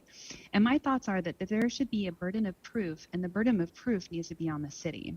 If the city can prove that there is a violation and that violation is a threat to safety and welfare, the proof does not mean that there is not a permit there. That just because there's not a permit on record, that there is in fact a violation. And the reason I say that is because the permit record staff, there's been a lot of times where we go check out archive plans, and they're often incomplete and unorganized. And more often than once, we have an archive appointment and presented with plans that are not related to the APN in each case, or the subject property indefinitely. And what happens at that point is that the homeowner is then caught up in months, sometimes years, and forced to pay thousands of dollars proving their innocence. So the burden of proof should be on the city to show that there's a standard that is reasonable to show complete records and plans before a violation is extended to the homeowner that is related to a threat of safety and welfare. I just am concerned that this NOVAC report, while has a great process, will only delay a process with building and planning that we are already caught up in, that usually is too lengthy already. And thank you so much for your time. Thank you. Are there further speakers? There are no further speakers, Mr. Mayor. Okay, very good. Back to council. Ms. Sneddon? Thank you, Mayor Rouse. So that public comment led me to some further questions. So if you could step me through separately what happens with an ADA violation, step me through what happens if removal of parking, and step me through change of use, like removal of housing and becoming a business use or something like that. Honorable Mayor, members of the City Council, I'll try to remember the questions. First of all, let me go with the ADA violations. That's not what we're talking about here. If there's an ADA violation, Those will be enforced, and actually ADA is different from Title 30. ADA is under Title 22, which is enforced by the building official. We're primarily talking here about zoning violations. So all of the comments related to ADA enforcement and ADA violation are entirely irrelevant. That's to what I this was hoping to particular hear. process. Thank you. Yes. Could you remind me of the second The question, next one please? is removal of parking. Unpermitted removal of parking. Okay, the unpermitted removal of parking is the same issue. That is a zoning compliance type of an issue. And so the process that Ms. Marcella outlined in terms of how that would be addressed is what would happen under the new law. And so you'd either fix it as part of the application, you'd fix it as a condition of approval of the application, you would fix it under a different permit, or it would be referred to zoning enforcement. And based upon the criticality, that would be processed through zoning and eventually could end up in the city attorney's office for potentially a misdemeanor prosecution for violation of our zoning ordinance. So those are all there, and this does not in any way diminish the city's ability to enforce any law. That statement by the speaker was just completely incorrect. Thank you. And then just to, I'm going to ask you a follow-up question on that one before we get to the third case too. So if it's a separate application, it has to be concurrent, then it doesn't have a different timeline like, oh, I'm going to get to that in 20 years. Correct. Okay, so the timeline is set at that same time, it's just a different application process. Right, you still have to address it, but it doesn't hold up your current application to fix the existing problem, but they both have to be diligently processed. And if they're not, they continue to get referred back to enforcement, and we don't lose an enforcement tool. Okay, that's really important, especially with removal of parking, if you're to build a structure that it was going to now have a higher parking burden, but you haven't fixed a parking burden from an unpermitted change. So, thank you. And then the third question, follow-up on that, was a change in use. So it's zoned to be an office building. Well, no, it's the other way. I'd be worried about it. It's zoned to be housing, but it's now used as an office space instead. It's a removal of housing as a change of use.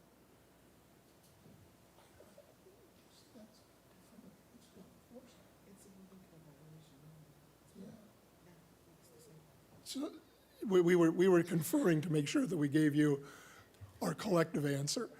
The use violation would be handled in the same way as for a setback, example, a setback or other kind of violation. So you still have to ultimately comply with the code.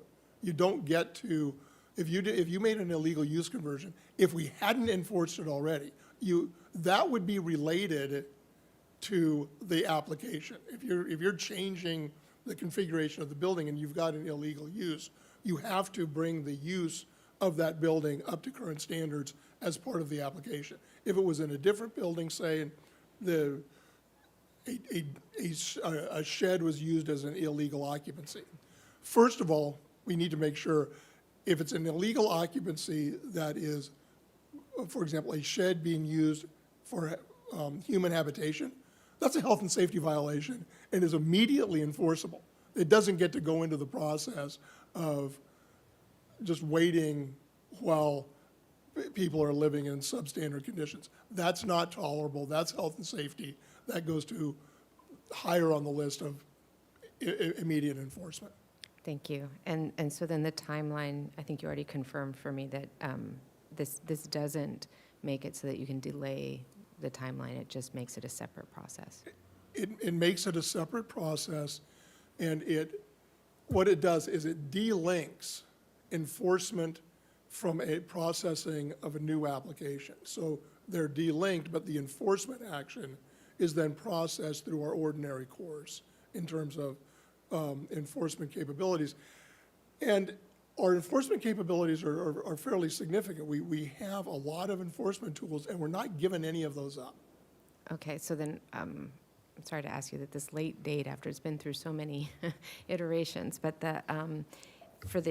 do we lose enforcement leverage? Is there, I mean, I realize it goes the other way where it gets all entangled in that, but are we losing one of our enforcement tools by not being able to hold up a permit until something is abated? Dan, I'm going to take that. Yeah, absolutely, yes. That was the point of NOVAC. The use of delay as leverage is a tool we're essentially taking away. Okay, thank you. I appreciate that. And just in terms of studies, and sometimes they have their importance and do their work, that this was specifically in response to the NOVAC report recommendation 19 and expediting the process where possible without losing our ability to enforce our own codes. So I'm in support. Mr. Friedman. So thank you. I'll just be brief. I support this. It's one of the issues that the Long Range Development Oversight Committee that we've discussed is what can we do to improve the process and make it run more effective for our residents. And in the examples that we have is you bought a house and 10 years later you're coming in for, say, something like a kitchen remodel and you didn't know you had a pre-existing violation of, say, in this case, a shed. So you come in and then all of a sudden it's, well, now you have to do both and you might not have saved up enough to do both. So this allows you to move forward with your kitchen remodel and then have a concurrent process to address the other one. So you're allowed to still go forward, or otherwise you just wouldn't go forward at all. So it is something, and we're getting just a quick overview of the Oversight Committee is we're getting to the point now where a lot of the low-hanging fruit for the reforms that are going into making our process more efficient. We've hit a lot of those, and these are ones that are kind of the middle where we have to have ordinance amendments, and we've discussed these. And so I appreciate Ordinance Committee really vetting this and our staff, because now we're going to start seeing changes that are a little more difficult to come by because you have to have hearings here, but I think it's been vetted by Ordinance Committee, by the LDT, and so I'm supportive of it and happy to move the staff recommendation. So you've moved the staff recommendation? Okay. Yes. Mr. Jordan. I'll second. And second. Just to get that out of Friedman the and way. Jordan. So I'll just shortly say, too, that in my experience as planning commissioner for 10 years, and then sitting up here for something that wasn't of a major community project, this was a very vetted process. Planning Commission multiple times. In between there, the Planning Commission yanked it out of the process and had a little subcommittee group work on it multiple times. The Planning Commission would not let it go for a long, long time to get it out of there. Some of the things you've heard about are definitely true. You buy the problem, you never knew about it, just as much as you've had a 6-foot fence on a corner setback since the house was built in 1965, and then your setbacks changed for the corners, and you don't have the photos of your fence, and you are on the defensive.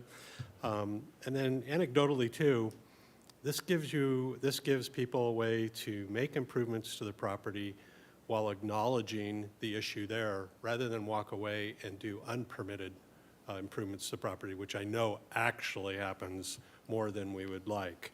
And so, again, the things have been talked about, and it brings stuff out into the light willingly and in a way purposely that's flexible and not as just a global standard to meet with no flexibility. If there's a conspiracy theory out there that we can't trust staff with this, I would counter with that this is a perfect example of empowering staff to do the right thing and have that flexibility and work with it on a case-by-case basis and help do the carrot to move people along to completing, whether it's an enforcement item or just something they didn't even know about, rather than stick them into submission and watch them walk away from their project. So happy to support it also, obviously. Thank you, Ms. Harmon. Thank you, Mr. Mayor. I just want to go on record voicing my support for this action today as well. I know, as all of our colleagues have said, it really has been a long time coming, a lot of conversations we've had about needing to find areas where we can provide flexibility without giving up our ability to enforce when, where, and as needed, and just what a great success this is. I actually remember reading the Novak report and looking at this specific recommendation and thinking, well, it's going to be really hard to do.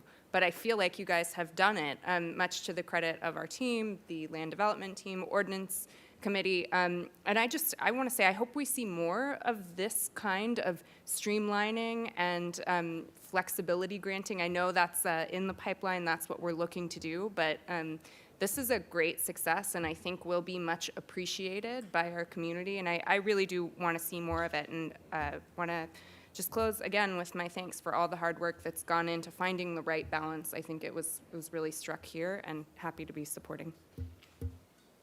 All right, very good. Well, to piggyback on Mr. Jordan and Ms. Harmon's comments, yes, I think as you streamline the project and make it more user-friendly, you actually come up with more compliance rather than things being done under cover of darkness. I think an understandable, more simple and streamlined process is actually going to get us more uniformity in our, Madam Clerk.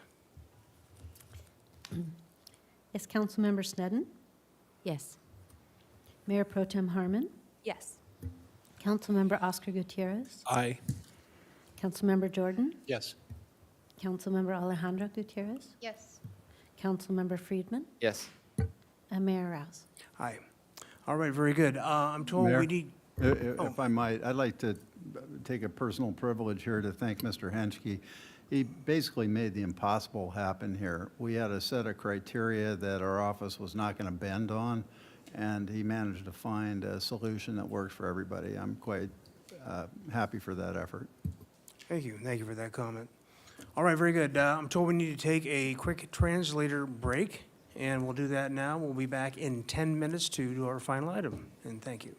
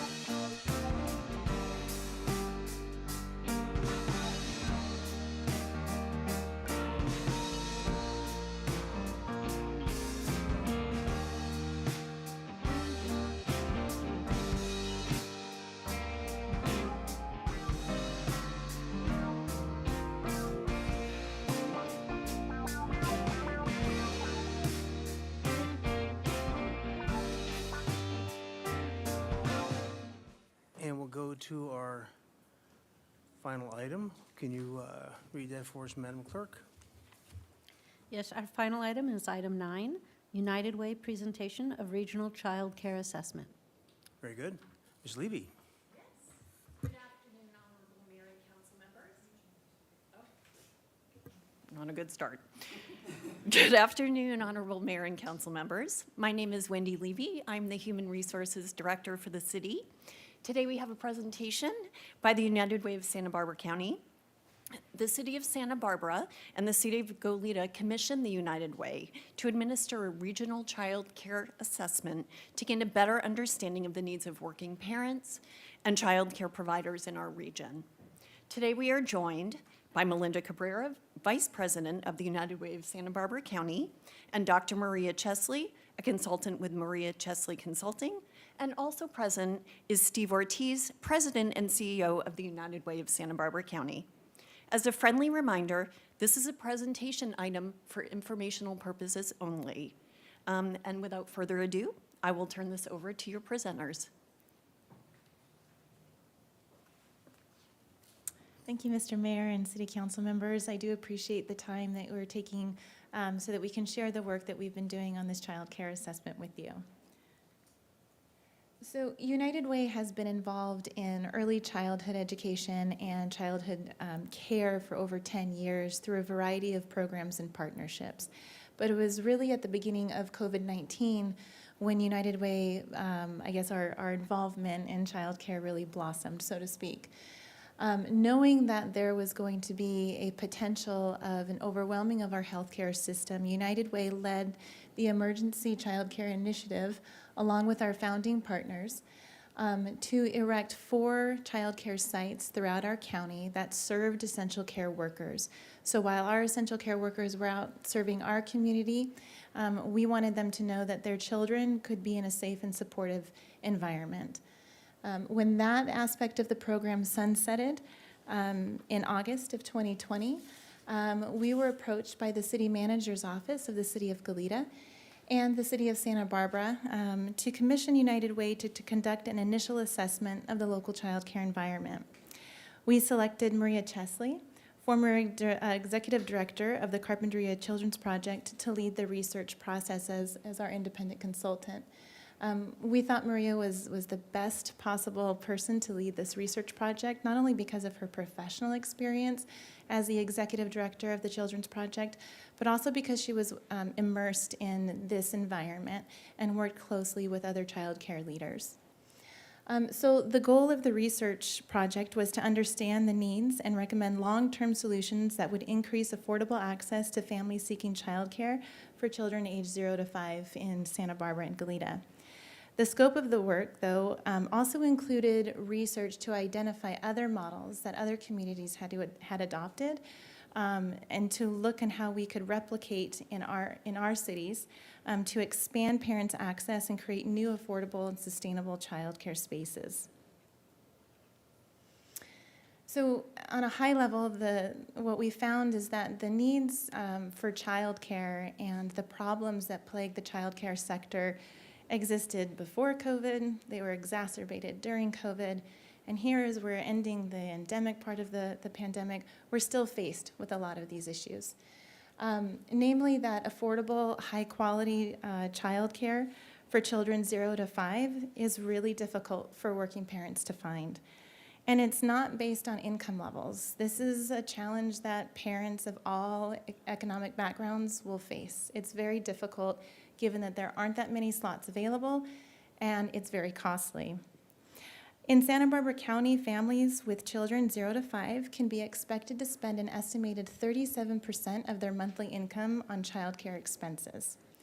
Based on the 2020 census data for the cities of Santa Barbara and Goleta, the median gross rent was an estimated $1,893 a month. So if we take into consideration a family of 4 who has an infant and a preschool-aged child, they will spend an average of $2,675 a month on childcare. So if we look at rent and childcare expenses alone, this family of 4 will spend over $56,000 in just living, they're putting a roof over their head, and childcare expenses, which is 12% more than the annual salary for 2 full-time minimum wage workers in our county. So when you look at these numbers, it's no wonder why working families are faced with a lot of very difficult decisions, considering their basic needs, their living conditions, their careers, and what's more important than childcare. So it's also important that we recognize that there are economic impacts to the child care. Oh, I didn't turn the thing. I knew I was going to mess it up. I was going really well there for a second. But it's really important for us to take a look at the economic impacts of these child care challenges that our community faces. And these are economic impacts that affect us here in the now, but also will continue to affect us in years to come. And so we look to the Bipartisan Policy Center who estimates the economic impact of accessibility in child care space by calculating and considering 3 different components. The first one is household income, or household impacts. And this is taking into consideration parents who have to leave the workforce, take a reduction in hours. They lose out on promotions, the ability to grow in their career. They also experience reduced work experience, so when they enter back into the workforce, they're entering back in at lower stations, not to mention the missed opportunities to invest in their retirement. It also takes into consideration business impacts. And so with high turnover and people leaving the workforce to take care of their children, it can be challenging for businesses to retain workers and optimize those opportunities for business growth. And lastly, it takes into consideration the tax revenue impacts, the proportion of lost household and business income that would have contributed to government revenues, as well as the future lost tax revenues from future lost household and business earnings. So when we look at the estimated total economic impact, the BPC estimates that the total economic impact is over $200 million to over $305 million annually.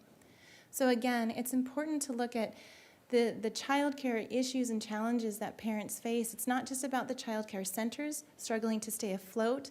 It's not just about the parents struggling to find spaces and to be able to afford it, but there's a larger picture, and it's the economy and sustainability that impacts the cities of Goleta and Santa Barbara.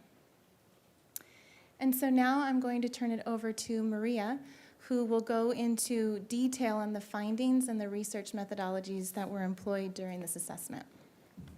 Thank you. Thank you for having us and for giving us the opportunity to take a deep dive into the child care system in our region. I also want to thank my team and the team at the United Way that contributed to this work. I'll share a bit about the study to set the stage for this overview of findings. Over 600 stakeholders contributed to this research on the child care system in Goleta and Santa Barbara, and we define that by zip codes 93101 through 93118. So these zip codes encompass the cities of Santa Barbara and Goleta and Montecito and the unincorporated areas between the cities. We conducted 2 online surveys, one of parents of young children and one of child care providers. So for a couple of weeks in the fall, we opened an online survey to parents who live or work in the region and have a child who's 5 years old or younger. And in that short couple of weeks, 492 parents responded to the survey, and an additional 131 tried but did not meet the criteria of having a child young enough or living or working in the area. Those high numbers alone, to me, speak to parents' level of interest in the child care system. 27 parents completed the study in Spanish, and the rest were completed in English. Generally, the parents who completed the survey are parenting with a partner, and both parents work at least part-time in either Santa Barbara or Goleta, and most of them can be considered middle income. We also conducted an online survey of child care providers. 72 people who lead state-licensed child care facilities in the region responded. And we worked to get a precise count of the total number of facilities in the region. We started with the list provided by the state. We made a bunch of phone calls and internet searches, and we're confident that we got close. There are approximately 86 licensed facilities in the region, which means that the 72 who responded to the survey represent approximately 84% of the providers in the region. 5 of them completed the survey in Spanish. Some others completed it over the telephone in either Spanish or English, and everyone else was online in English. Together, the respondents are licensed to serve about 4,500 children at any one time, and they employ 1,261 people. I also interviewed 15 leaders in the early care and education sector and nurses who visit new parents. They spoke with me about the challenges in the sector, their ideas for improvement, and their predictions. I conducted focus groups of employers and asked them to answer some questions. 12 people who work for 10 organizations shared how they support their employees around childcare and their ideas for improving the childcare system. These organizations represent almost 11,000 employees in our region. We also drew on outside sources. We referenced an assessment of the need for childcare across the county that's conducted by the Santa Barbara County Child Care Planning Council. The most recent was in 2020. Also, to place the stories of the economic impact we heard from local families in a larger context, we sought data from state and national services, and you saw some of what we saw from one of those sources in the previous slide. And these are the findings in a nutshell. The local child care system is stressed and fragmented, and parents and providers are doing the best they can, given less than ideal circumstances. The 2 charts on this slide show the result. 70% of parents with children under 5 say their experience finding care was difficult or very difficult. And 54% are dissatisfied with local options for childcare or early education before kindergarten. Also, we learned that concerted efforts, some relatively straightforward, some more comprehensive, could make a meaningful difference for families and our community's workforce. One parent surveyed explained the problem from their perspective. Most home daycares are word of mouth and are impossible to find online for reviews or ratings. Any child care centers require multi-month wait lists with fees and requirements to check in on the wait list, or your family is removed from the list entirely. It feels like the Hunger Games in order to find any care at all. On the next 3 slides, I'll give an overview of 3 major concerns of parents and providers. They are the cost of childcare, the demand for spaces, and staffing and employment. Some families qualify for government programs that are free or highly subsidized, and those programs include state preschools, voucher programs, and Head Start, which is run by the nonprofit Communify. Those programs are for young children at risk because their families are low income or because they have special needs or other factors that put them at risk of academic achievement. But in terms of the income qualify, it's hard to live in this area and meet the qualifications for federal or even state low income.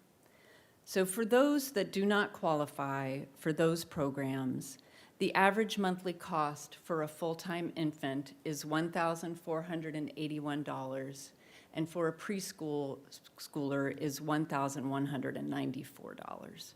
And that's more of an in-state tuition for an undergrad at UCSB. This comment from one parent represents what many said. With such a high cost of living, it's a struggle to pay for housing and find affordable childcare, even with decently paying jobs. The child care centers that are affordable have a long wait list and are difficult to get into. We learned that parents who don't qualify for subsidized care are largely on their own. Only 10% of parents said that their employer or their parenting partner's employer helped them find or pay for child care or that they provide child care. So parents overwhelmingly said the cost of care is high and there aren't enough quality spaces. The last finding on this slide is likely a result of those 2 issues combined.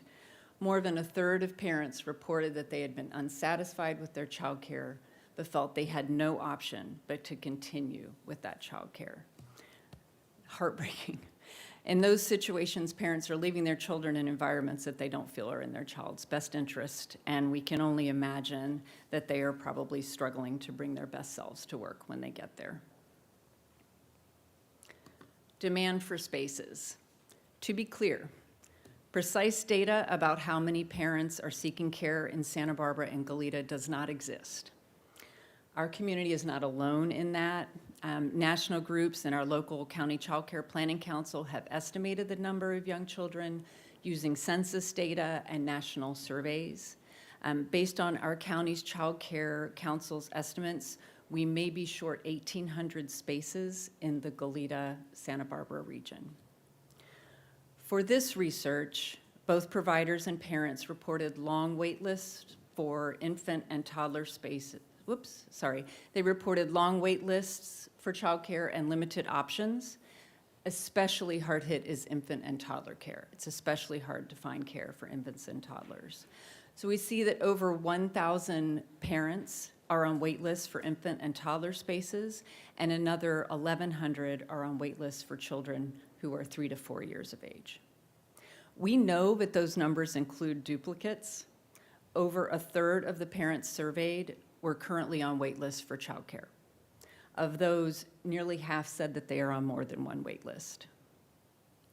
So we don't have an unduplicated count of parents on wait lists or historical counts to compare to, but some providers tell us that the situation is getting worse. When asked about trends over recent years, about a third of providers reported longer wait lists and higher demand for infant care. Parents who need care at night or on the weekends are in a particularly tough spot. Few providers provide both full-day and occasional evening care. Only 4% of licensed providers offer both full-day and weekend care. We know that universal public preschool will bring significant change to the sector, and it is coming soon. The state of California is expanding public preschool to serve all 4-year-olds and more 3-year-olds, and those 3-year-olds will have special needs or be from families with low income.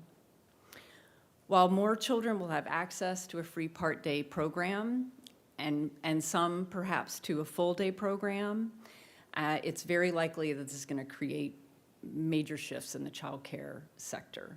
And it could be seen as an opportunity. As more older children, 4-year-olds, go into the public schools for transitional kindergarten, and we need more infant and toddler spaces, there is a chance that providers could pivot in that direction. It is more expensive to provide care for infants and toddlers. You just need more adults to care for the little ones.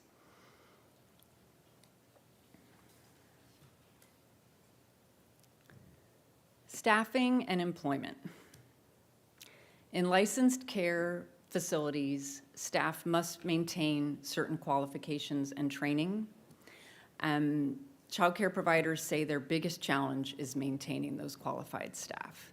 Providers and leaders point to inadequate pay and a limited pipeline of workers coming into the field. Providers, I know I was one, dread staff vacancies, especially if you need to find a program director or a staff member qualified to serve infants. This study did not collect data on the specific wages of local child care workers, but we know that the incentives for getting more experience or more education in child care are weak compared to most other sectors. Too often, the difference in pay between experienced teachers with college degrees and new high school graduates is only a few dollars an hour.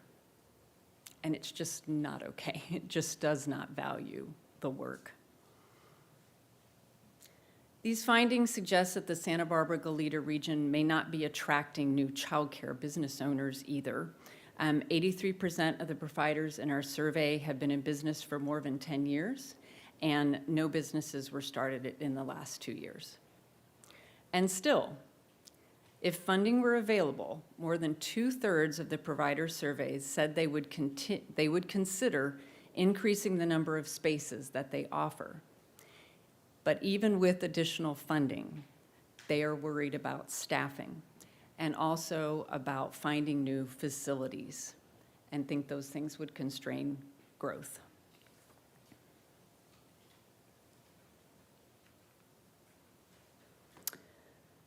Because the cost of living is higher in Santa Barbara and Goleta than in many places, the childcare shortage may have more significant consequences here than it does in other areas. This study confirms that difficulty securing affordable childcare has kept families from moving here, and childcare has been part of the cost of living in paradise that has led others to leave. Improvements can be made. Coordinating existing efforts and building others to create a more connected and comprehensive childcare system could serve to allow more parents to work, position Santa Barbara Goleta as a preferred location for child rearing and employment, grow our local economy, and better prepare our future electorate and workforce.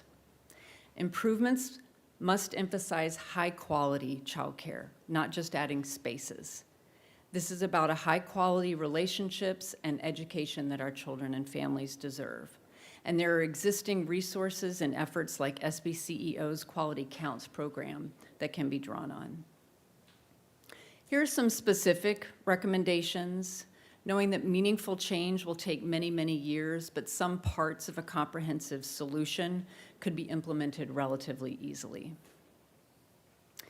We recommend appointing a coalition of stakeholders and leaders to develop an action plan and hiring a child care coordinator to manage adoption and implementation of that action plan. Elements of that plan, which could be implemented in stages, ideally include getting to a better understanding of the need and availability with improved data, leveraging that to provide a coordinated mechanism for connecting parents with program offerings, strategies to increase the supply of high-quality licensed childcare spaces, approaches to strengthening the pipeline of qualified early care and education workers, perhaps incentives for permit holders or new permit holders from Santa Barbara City College, supplemental pay for workers in the sector, policies and programs to help providers open and maintain profitable businesses, facilitation of employer support of employees around childcare needs, and finally, scholarships for middle-income parents who don't qualify for the government subsidized programs but cannot easily afford childcare. And now Melinda and I would be happy to take any questions you might have. Okay, it's back to the council. We have questions. Ms. Harmon. Thank you, Mr. Mayor. Well, I'll save my appreciation until we get to the comments section, so I'll just start, though, by saying thank you. This is deeply personal for me right now, as well as for very many people listening. So just a couple of questions. I want to start with the first question that's maybe more global in nature. I have my own view on it, but I'd love to hear from you. A lot of people, when they hear about local government getting involved in childcare, think to themselves, well, it's really not traditionally within the realm of local government to wade into this area. Can you speak to that and speak to whether you feel, based on what you've seen in your research, that there's a role for local government to play? And then also, if you've seen other local governments sort of wade into this area, and how effective have they been in hopefully bringing some of those discontent numbers down? Yeah, so through our research, we identified two other models. One was in San Antonio and one was in Aspen. And those cities are extremely involved in the development of this comprehensive coalition that created childcare.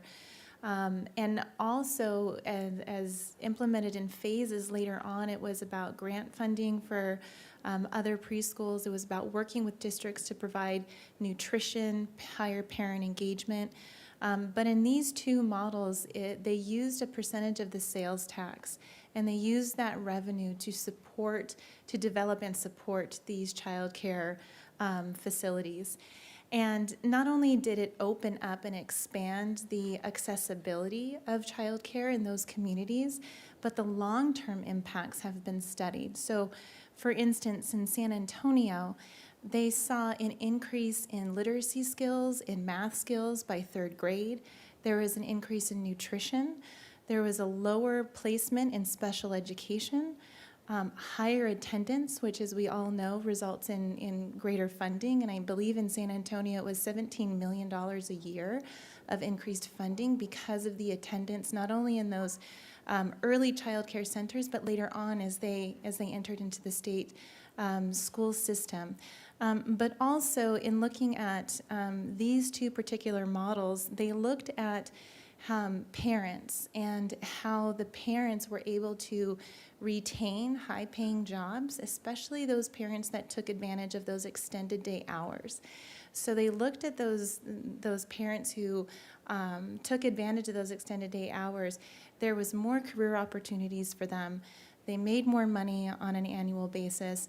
And so again, it's going back to that economic impact, not only for the cognitive and non-cognitive development and success that they saw in children at the moment and then in long term, but also looking at that economic impact. And so we believe that is those two models that really exemplified how cities and local government stakeholders can get involved. I mean, it's a multi-layer problem. And so it's a multi-layer solution as well.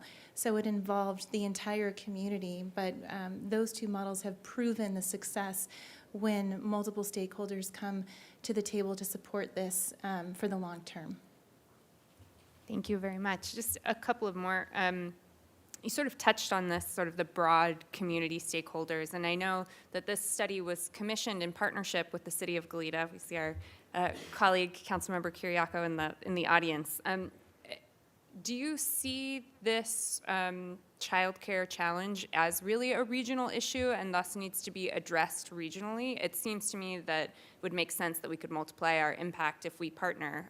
But in your research, has that borne out, that this is something that would benefit from real regional engagement? We certainly saw examples of more regional approaches. I think there's an argument for a federal approach here, so you're not going to find me suggesting that smaller is better. I think, we interact as a region. Some families want to have their child near where they work, some want to have near where they're home, and I think a regional approach also with a broader range of reaching employers potentially could make sense. Thank you. And just one more quick one. I appreciated the comprehensive plan that was laid out on the last slide, and that a lot of those steps would take some time to implement. I'm wondering if you have, maybe in addition to those, or instead of, or alongside, however that looks, do you have any steps that we could consider or someone could conceivably consider implementing today or tomorrow that would have immediate or relatively immediate impact in terms of the burden that families are facing? Certainly it's a long-term structural problem that we also need to look at addressing, but just wondering if you have any thoughts or recommendations on things we could do today or tomorrow. Yeah, I certainly think that creating that coalition is the starting point, and that's really important, to be well-informed and to see how local governments and stakeholders view the problem and then also contribute to that proposed solution. We have created a secondary proposal that would provide scholarships to this missing middle, these middle-income parents that don't qualify for subsidies, but desperately need the support to access the child care spaces. So that would be one of our recommendations, that we could move on relatively quickly, and you would see the impact of that. Ms. Nedden? Thank you, Mayor Rouse, and thank you for your work and your care for this issue and your presentation today, too. So some questions. Just to what extent do you think COVID impacted your findings here? Did it give you higher numbers, lower numbers? I mean, it seemed a particularly desperate time, but also an unsafe time to take advantage of childcare. True, and the wait lists were still crazy long. I can say, as a former provider, but also it certainly bore out in the survey research that the problems with staffing and employment have been with us for decades, long before COVID. It is true that providers, many are still operating in pods, which does change the adult-child ratio. I don't think anyone is, however, expecting a miracle when we can go back to the sorts of legally allowed ratios, that allow more children in. These problems existed well before COVID. Thank you, and I'll ask a follow-up to the pods. That seems to me, and I just want to check myself on that pods are more an option for higher income families, or is that? No, we saw programs across, it was actually required for some time that, and I actually don't know currently what the recommendations are, but for some time, every licensed program, facility program had to have a smaller adult-child ratio. Thank you. And then I guess, I don't know, to what extent would workplace flexibility help? Or what are some lessons learned in terms of, hybrid of working at home and also working in office space? Or what is it that individual workplaces could do to help alleviate some of this, not all of it? We certainly heard from employers that employees want flexibility. And one of the reasons they want flexibility is if they need to drop off a child at school or pick up a child at school, they want that flexibility. And a number of the employers, perhaps all of the employers, were working to provide that to the extent that they could for the positions that they could. It was striking, however, that most employers weren't fully aware of how many of their employees had children 0 to 5. A couple looked at their insurance records because that, in some cases, could show how many children there were 0 to 5 in their employee mix. I think raising awareness on the part of employers could be very helpful. And we did find that many employees are uncomfortable talking to their employers about their childcare problems. And a raising of awareness, I think, could help with that too. How can we get some shared understandings and look together for solutions?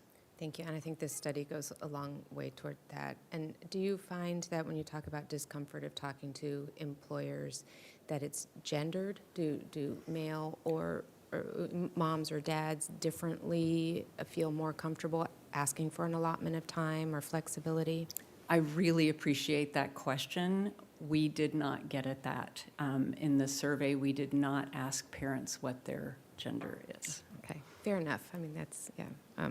I would imagine there might be a difference in comfort level of asking for allowances, just anecdotal personal experience.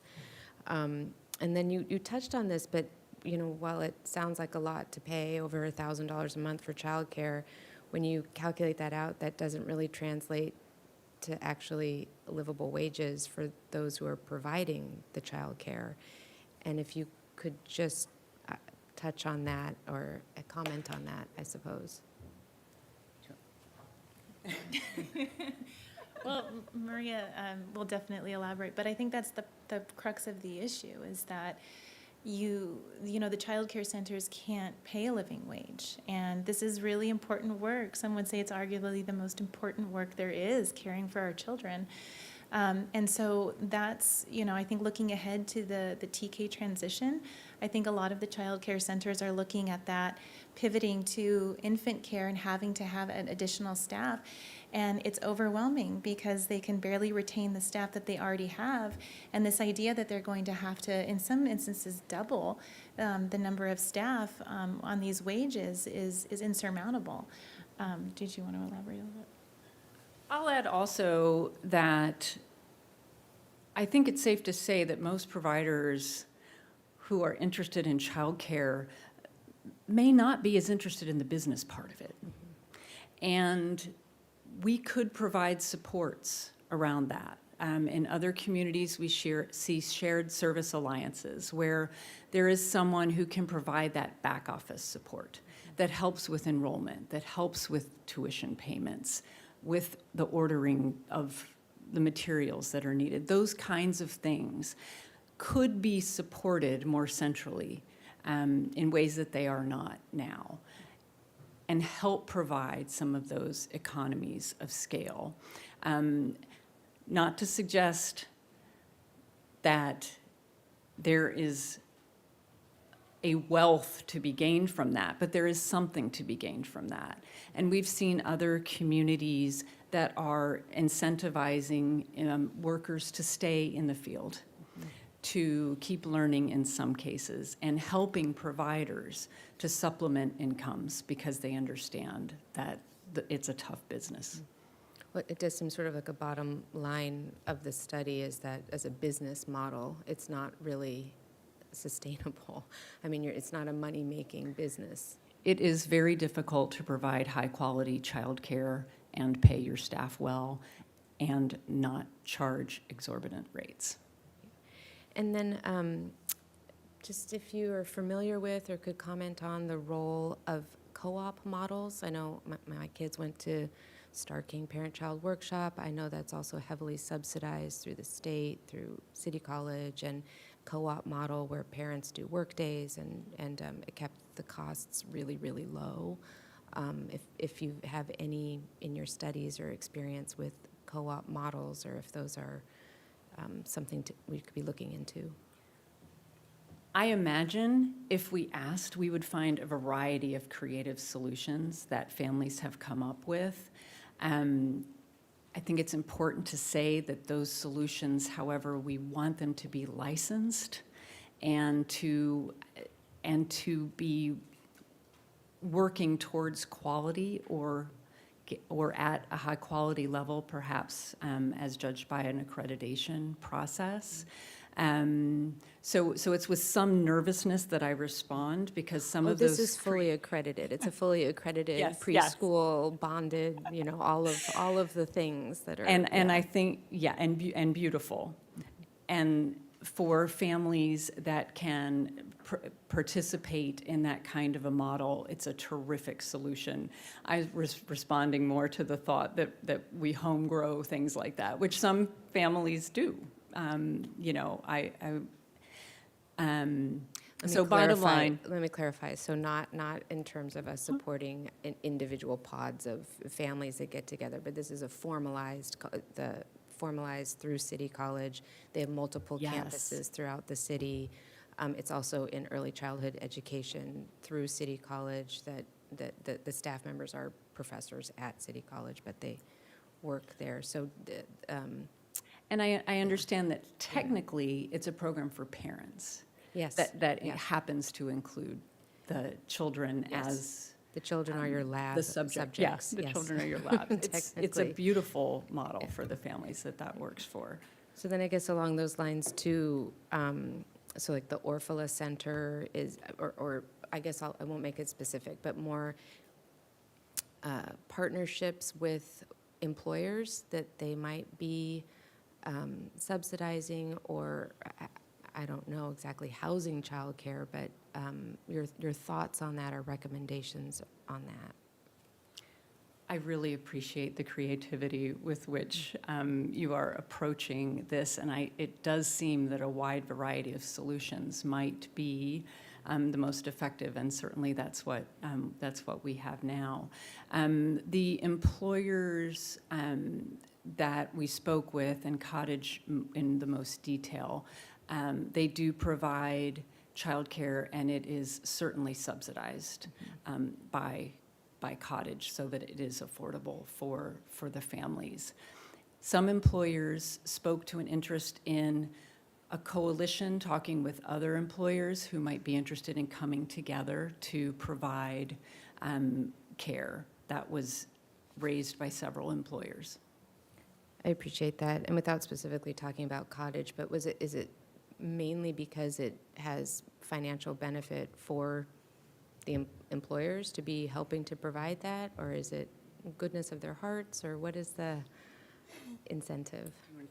I mean, I think it's the benefit, right? It's attracting workers to this community because there is this added benefit of childcare. So in speaking to how different businesses and organizations, I think there's a myriad of solutions and opportunities to help families, whether it's on-site childcare or working as a coalition of businesses to create spaces, or if it is flexibility. I think there's a lot of different opportunities. I think it's really important to start to give voice to the different businesses and organizations and see how we can serve this huge population of parents who need help. So it is supporting the current child care centers, absolutely, but it also is exploring some of these other options that we will have to do to serve and address these enormous wait lists. Thank you. And I understand this was a needs assessment and not a creative solutions. That's the next phase, but I just thought I'd ask some preliminary questions. And then just two quickly, it was interesting to me that you noted the need for two-parent households and the need there in the chart. And I'm just wondering, I think sometimes we think it's a single-parent need, or if you have dual parent households, that it's not as much of a need. And if you could comment on that. You mentioned a little bit the missing middle, or the unaddressed middle, I guess. We did see that single parents struggled a little bit more, according to their survey results, and that two-parent families in which one of the parents did not work full-time or did not work quite full-time, they had a slightly easier time as well. Or I should say, I should put it more precisely to say they reported less dissatisfaction. They were less likely to report dissatisfaction. Thank you. And then how would you ensure quality? Like how is it that with all the varied models that you can ensure quality? That's my last question.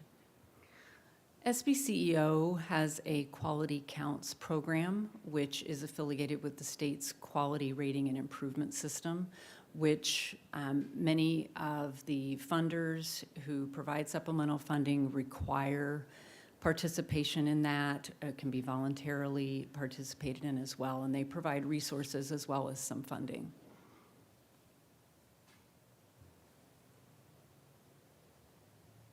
Oh, is it? Okay, Mr. Friedman. Actually, if I could defer to my colleague, Councilman Alejandro Gutierrez. Ms. Gutierrez? Hello. I have a question for you. It was my understanding that the Santa Barbara School District, for their child development program, they went from having a full-day program to half-days. In your study, did you get any information of their child development program there? I didn't. I'm sorry. I don't know. Okay. From the information that I gathered maybe a year ago or two, it was because they had low numbers of people actually registering kids in the program. And I'm just curious with this program, and it's a free program, why are we not having a full-day programs, opening more classrooms, since we are in a need of space? Is there any way that we can look into that? With the school district? For the school district. We Well, don't really since have- we did this study, and the study's saying that we need spaces, and, just something to think about if the city governments get together. It's definitely a program that I think. Yeah, it's out of our circle of purview, but that's, Is that a income-based eligibility program? Yeah. So I think that some of the income qualifiers are extremely low. And so there is this missing middle, or a lot of parents that don't necessarily qualify for those programs. So I can't speak to why those qualifying parents aren't seizing those opportunities. But what it does point towards is that with those requirements being so low, there's a lot of families who remain in need. So it is a good conversation to have and to see if there is any flexibility in those income requirements. Would you say that this study also reflects that missing middle that we are missing for housing as well? It's that missing middle that has a hard time to qualify for low income but can't afford the market rate. Yes, absolutely. Yeah. Thank you. Mr. Freeman?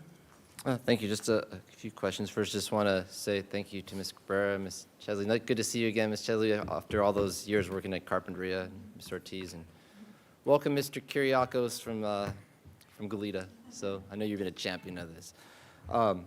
Just real quick, I know Councilmember Harmon mentioned this is really personal for her because she has 2 young.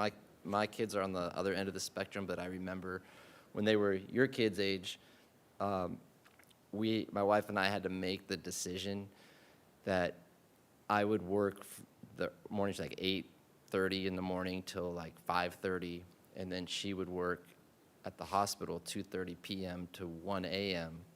specifically for this reason, because then she could take them in later, so we don't have to pay for a half a day, and then I could pick them up in the afternoon. But that meant there's literally like 4 days in a row where we would not see each other, and that was primarily childcare driven to allow us to be able to afford childcare, because then we could cut the time. So definitely understand, and I think this study shows it's only gotten even worse for families. So just real quick, I want to follow up on the TK and the point about those with degrees are only paid a few dollars more per hour. So one is, to get the high quality, you'd have to pay more, obviously, because we want that. So how would that affect what the actual costs are without a subsidy coming from somewhere?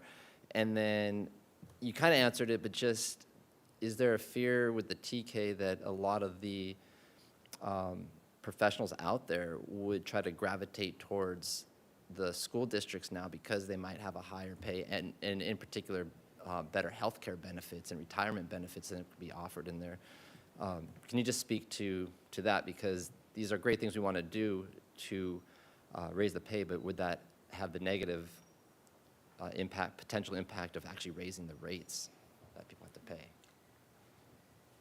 I think you're hitting on significant issues there, and that's right. It is challenging to run a profitable childcare business, and it seems to make that a public good would be perfect. You are also correct that the State Commission for Teacher Credentialing is looking at enabling child care workers who have worked in state-funded programs who have bachelor's degrees to be hired by school districts for their transitional kindergarten programs. So yes, we may very well see some of our academically higher qualified staff from childcare moving to school districts for exactly the reasons you state. I don't know what to do about it, but I just want to make sure that's part of the discussion going forward. One of the recommendations is to have a child care coordinator, and this kind of gets into having the council of representatives from the different industries. So one, has there been given thought if a position ultimately was created, is that something that the county of Santa Barbara, because it has more regional throughout the different communities, would it be housed under there? I know I'm getting more specific, but I think it's important to kind of think about regional collaboration here and where it's going to come from. And then what type of group would we set, or council or coalition would we set up in terms of representatives? I know with homeless issues, there's the Elected Leaders Forum, but this seems to me to be more of businesses, employers, government officials, and nonprofits and the providers. And maybe that's where a recommendation could come out on where to house the coordinator position and what the scope of it would be. So just in general, what are your thoughts on how do we move those recommendations forward? You're really good at summing it up. Had some practice Yeah. over the years. But I mean, you hit the nail on the head. I mean, it's first, I think, looking at the cities of Santa Barbara and cities of Goleta, working with the experts in the field, working with business representatives and childcare representatives, and really identifying what the most tangible, logical, and cost-effective next steps would be. As I had referred earlier to the models in Aspen and in San Antonio, these were multi-layer solutions. And so I think initially it would have to be the cities of Goleta and Santa Barbara working together, those stakeholders, taking the recommendations that we have outlined, and then posing that to the group and seeing where their priorities lie and what they think is the next best possible step. As far as the housing of that coordinator, it could be with the county, it could be with United Way, it could be with a multitude of agencies. I think what we have to ensure is that this coordinator can work with a multitude of partners and represent the needs of the community and not necessarily that of any one entity. Great, I appreciate the clarification. With county, I was thinking strategically not, so it's not one entity, and so it could be United Way or another nonprofit, so, but county, just my history kind of. My last question, just an interesting one for me, I just wanted to know is, was there any anecdotal data that came out of, like, the easiest way to put it is people might not even have a child on the way and they're already signing up for, because that happened to us, is we were told, you got to sign up even if you're 2 or 3 years out from thinking when you're going to have a kid because you might be able to get in. So do we have any data on how much of an issue that is? Yes, we didn't ask that question specifically, but it came up many times in the comments. Parents would just write in, I had to get on a list very early. Yeah, unless you know, then, yeah, we had friends telling us, oh, you guys are 3 years out, get on the list now, and you might get on. And so, okay, thank you. All right, very good. We do have one public speaker. Zach Smith, you have 3 minutes at the podium. Hello again. First off, thank you for bringing this forward. It was great to see that presentation, and thank you for putting all that data together. And yeah, it was eye-opening, but I'm also going through it. So you know, it's a little bit painful to see some of that when I am going through it, and I'm an employee at the City of Santa Barbara.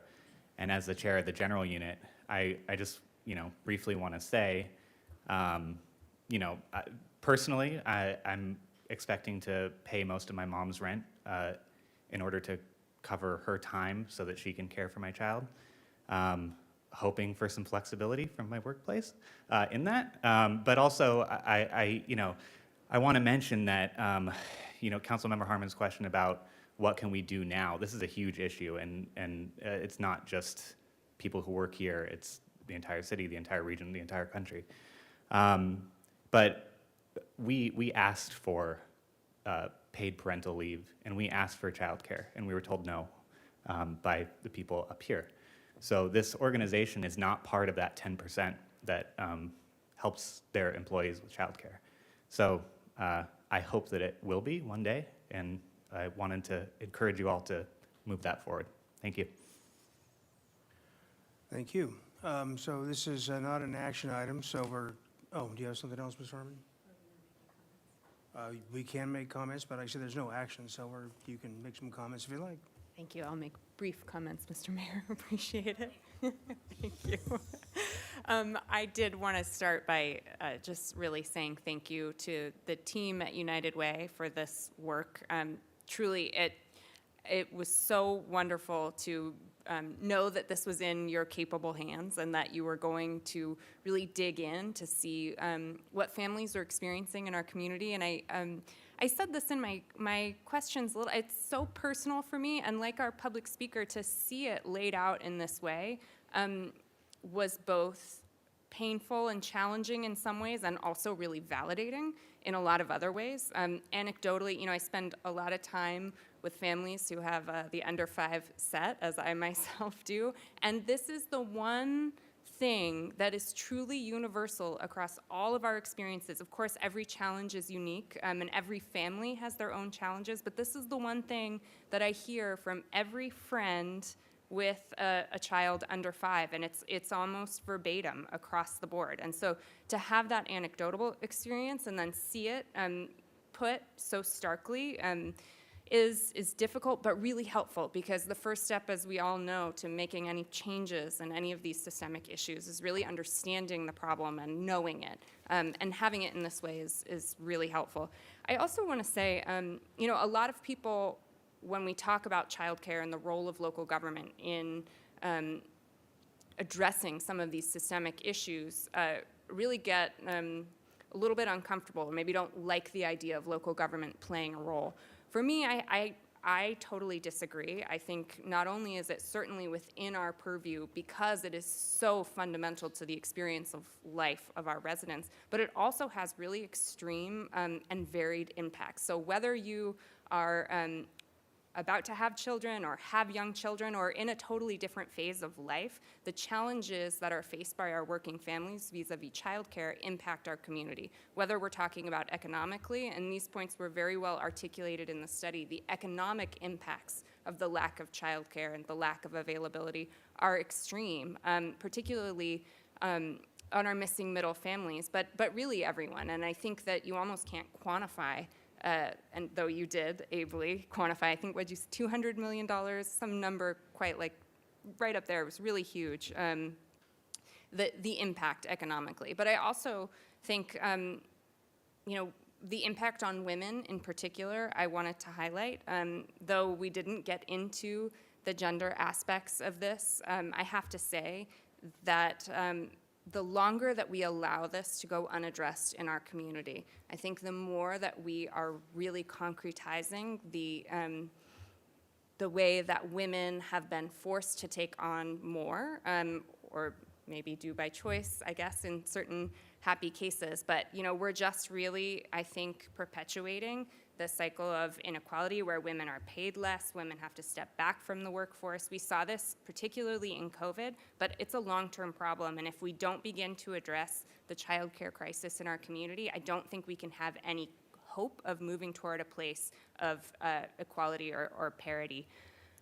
With all that said, I would really, really like to see us move this conversation forward in a couple of different ways. First, I think the idea of, I'm not sure how you called it, let me see here, a coalition of stakeholders and leaders. I think that's critical. And I think so much of what you laid out in terms of the elements of a comprehensive plan are necessary, but really do require concerted and focused effort from both experts and local government leaders, our administration. So I would really like to see that happen, however that looks. I understand we're not taking an action today, but I wanted to go on record expressing my very strong support that we do that. I don't want to see this study just go into a file and 5 years from now we think, oh, we could have been 5 years into, you know, putting these elements into place and we haven't done anything. I think we have a real opportunity right now to move forward. The understanding in our community that childcare is of a crisis level is certainly there for a lot of different folks. You have articulated it so well. I think we've got to strike while the iron is hot and definitely move forward with these conversations. Also, finally, I wanted to similarly go on record expressing my support for the scholarship program concept that was very briefly floated. I understand money is tight. It's tight for all of us. Our budgets, we're all trying to make do with less, but it's certainly true for our families as well. So I would love to learn more about what that might look like. And, you know, I know United Way did so much for us with our rent relief programs. I can see how that would very easily sort of be a similar endeavor to administering the scholarship program. I would really like to do that. I'd like us as a council to think about where we might be able to find money for that. Maybe it's through CDBG. There's maybe some options we can think about, but moving forward, you know, I would love to see us have a dual sort of two-pronged effort. One, long-term coalition of stakeholders. Two, let's do something now to support our employees, to support our residents, and I think that's the way that we can really see the greatest impact. So thank you very much. Thank you to United Way. Ms. Sneddon. Thank you, Mayor Rouse, and thank you, Councilmember Herman, for not letting the moment pass where we could voice our support of some of these recommendations moving forward. I'll just say that you said it right in the presentation that quality childcare is a community good. And I think that's something that I did not realize the extent to which we were lacking until your presentation. I mean, you hear things, you know people, it's very hard. It creates, the scarcity creates competition among parents, and that elbow sticking competition among parents that starts even before they're born carries through to competition for educational resources, competition for mental health resources. It's a mindset that starts early and tends to favor those who have more resources, and it carries through all the way through the college process and beyond. So if there's a way that we can recognize that scarcity and do what we can to alleviate it early on, I think we could set up our whole community better for just a different mindset of looking out for each other instead of being in competition. If we're 1,000 spaces short, there's no way that isn't going to wind up in monetary competition among everybody in our community. I think the key here, too, is that it has to be quality childcare. I'm really glad that you flagged that. It can't just be any childcare. I'm sure we all have different experiences of different things, nightmare experiences with not quality childcare, and that should not be an option for anyone, anywhere. And our children are most vulnerable, most precious members of our community. And I think it's also really important in this issue for us not to cast judgment. There's so much judgment involved in people's childcare choices, options, and the whole spectrum from, taking 15 years off of my own career to avoid nightmare childcare situations of my own experience, or to find quality childcare. And these really shouldn't be the judged choices. The whole spectrum is on the table. And in our community, where the cost of living is so high, it's the norm for there to be two parents having to work to provide. And so it shouldn't be a choice between that or having children at all. In our household, we have 3 full-time jobs, basically. And that's what we do. And it's not a realistic option to say, well, it's personal choices to take advantage of childcare or not to take advantage of childcare. So I appreciated that in your presentation and in all of the data, that it was judgment-free, gender-free, it was just purely data-driven, and it's very clear the need is there, and there's a scarcity that we have. It's also really overwhelming and clear that it's a regional issue, a state issue, a federal issue, and not a financially viable solution in just privatization. It's not something that can just be solved in the private sector, and yet we need it for our whole community.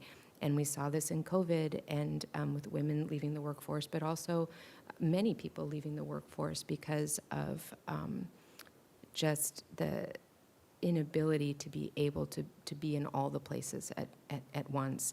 But what we learned from that is the flexibility that can come, that we have different options available to us in terms of flexibility and hybrid models. I think internally, we need to consider in this new era what we can do to support the families who work for the city. I don't think we have a needs assessment for our own institution. And while we're looking at Cottage or City College or other large employers in the city, I think we need to look to ourselves as well. I support all of the recommendations that are listed here, although it's unclear to me who would be doing these these items, including hiring a coordinator and getting the stakeholders together. So I'm not really clear on who would be appointing the coalition and who would be funding and the mechanism for that. But I do want to voice my full support for these recommendations moving forward. And to that end, I think some of these we could address internally. I mean, things like our permitting process, looking at that, seeing are there impediments in our permitting process to, childcare facilities, or what we could be doing to help with that. But certainly, I think we need an internal assessment of our childcare needs within our institution as well, and or we could just assume that it mirrors the larger community assessment, which in either case would be that it's a need that we have in our organization. Thank you. Thank you very much for the work you do and for bringing this forward. Okay, thank you. Are there any further comments by council? All right, thank you very much. Close that item. We'll go to mayor and council reports. Anybody got a report? Ms. Sneddon? I have one. I went to the airport commission. It was their first in-person meeting in over 2 years, and they discussed the upcoming budget in particular. Very good. Now, Ms. Sneddon. Thank you, Mayor Rouse. This week, attended the Creeks Committee. They did a presentation of the budget with a lot of committee praise. They always get a lot of praise for their budget. And $20 million in grant funds they've secured. Then they also had a presentation on streams and estuary bioassessment program and the impacts of fire, flood, and drought on the biome, which was interesting, if you could want to watch back on that one. At the Kachuma Operations and Management Board, they reported that January to March has been very dry. It's looking like we'll be dry to critically dry water year to come. The lake elevation, there's been a lot of discussion over the past years about installing a secured pipeline. The lake level will be low enough and dry enough, unfortunately, but also fortunately, this summer would be the timeline to be installing that secured pipeline. Also, we had a Delegara Plaza and Historic Landmarks Commission joint meeting, which was very successful, modeled in this sort of workshop type model of working through some of the major design elements. And then also was Earth Day, and the city had a great booth set up with a lot of fun activities, and even though it was a smaller event than usual, I'm really proud of the city showing at that event. All right, very good. Well, I'd like to close today and adjourn in the recognition of Armenian Genocide Remembrance Day, which is on April 24th, 1915. It was brought to my attention by our own police chief, who is Armenian, who lost ancestors in the purge of 1.5 million Armenians by the Ottoman Turks. So I'd like to adjourn in recognition of that, and we are adjourned.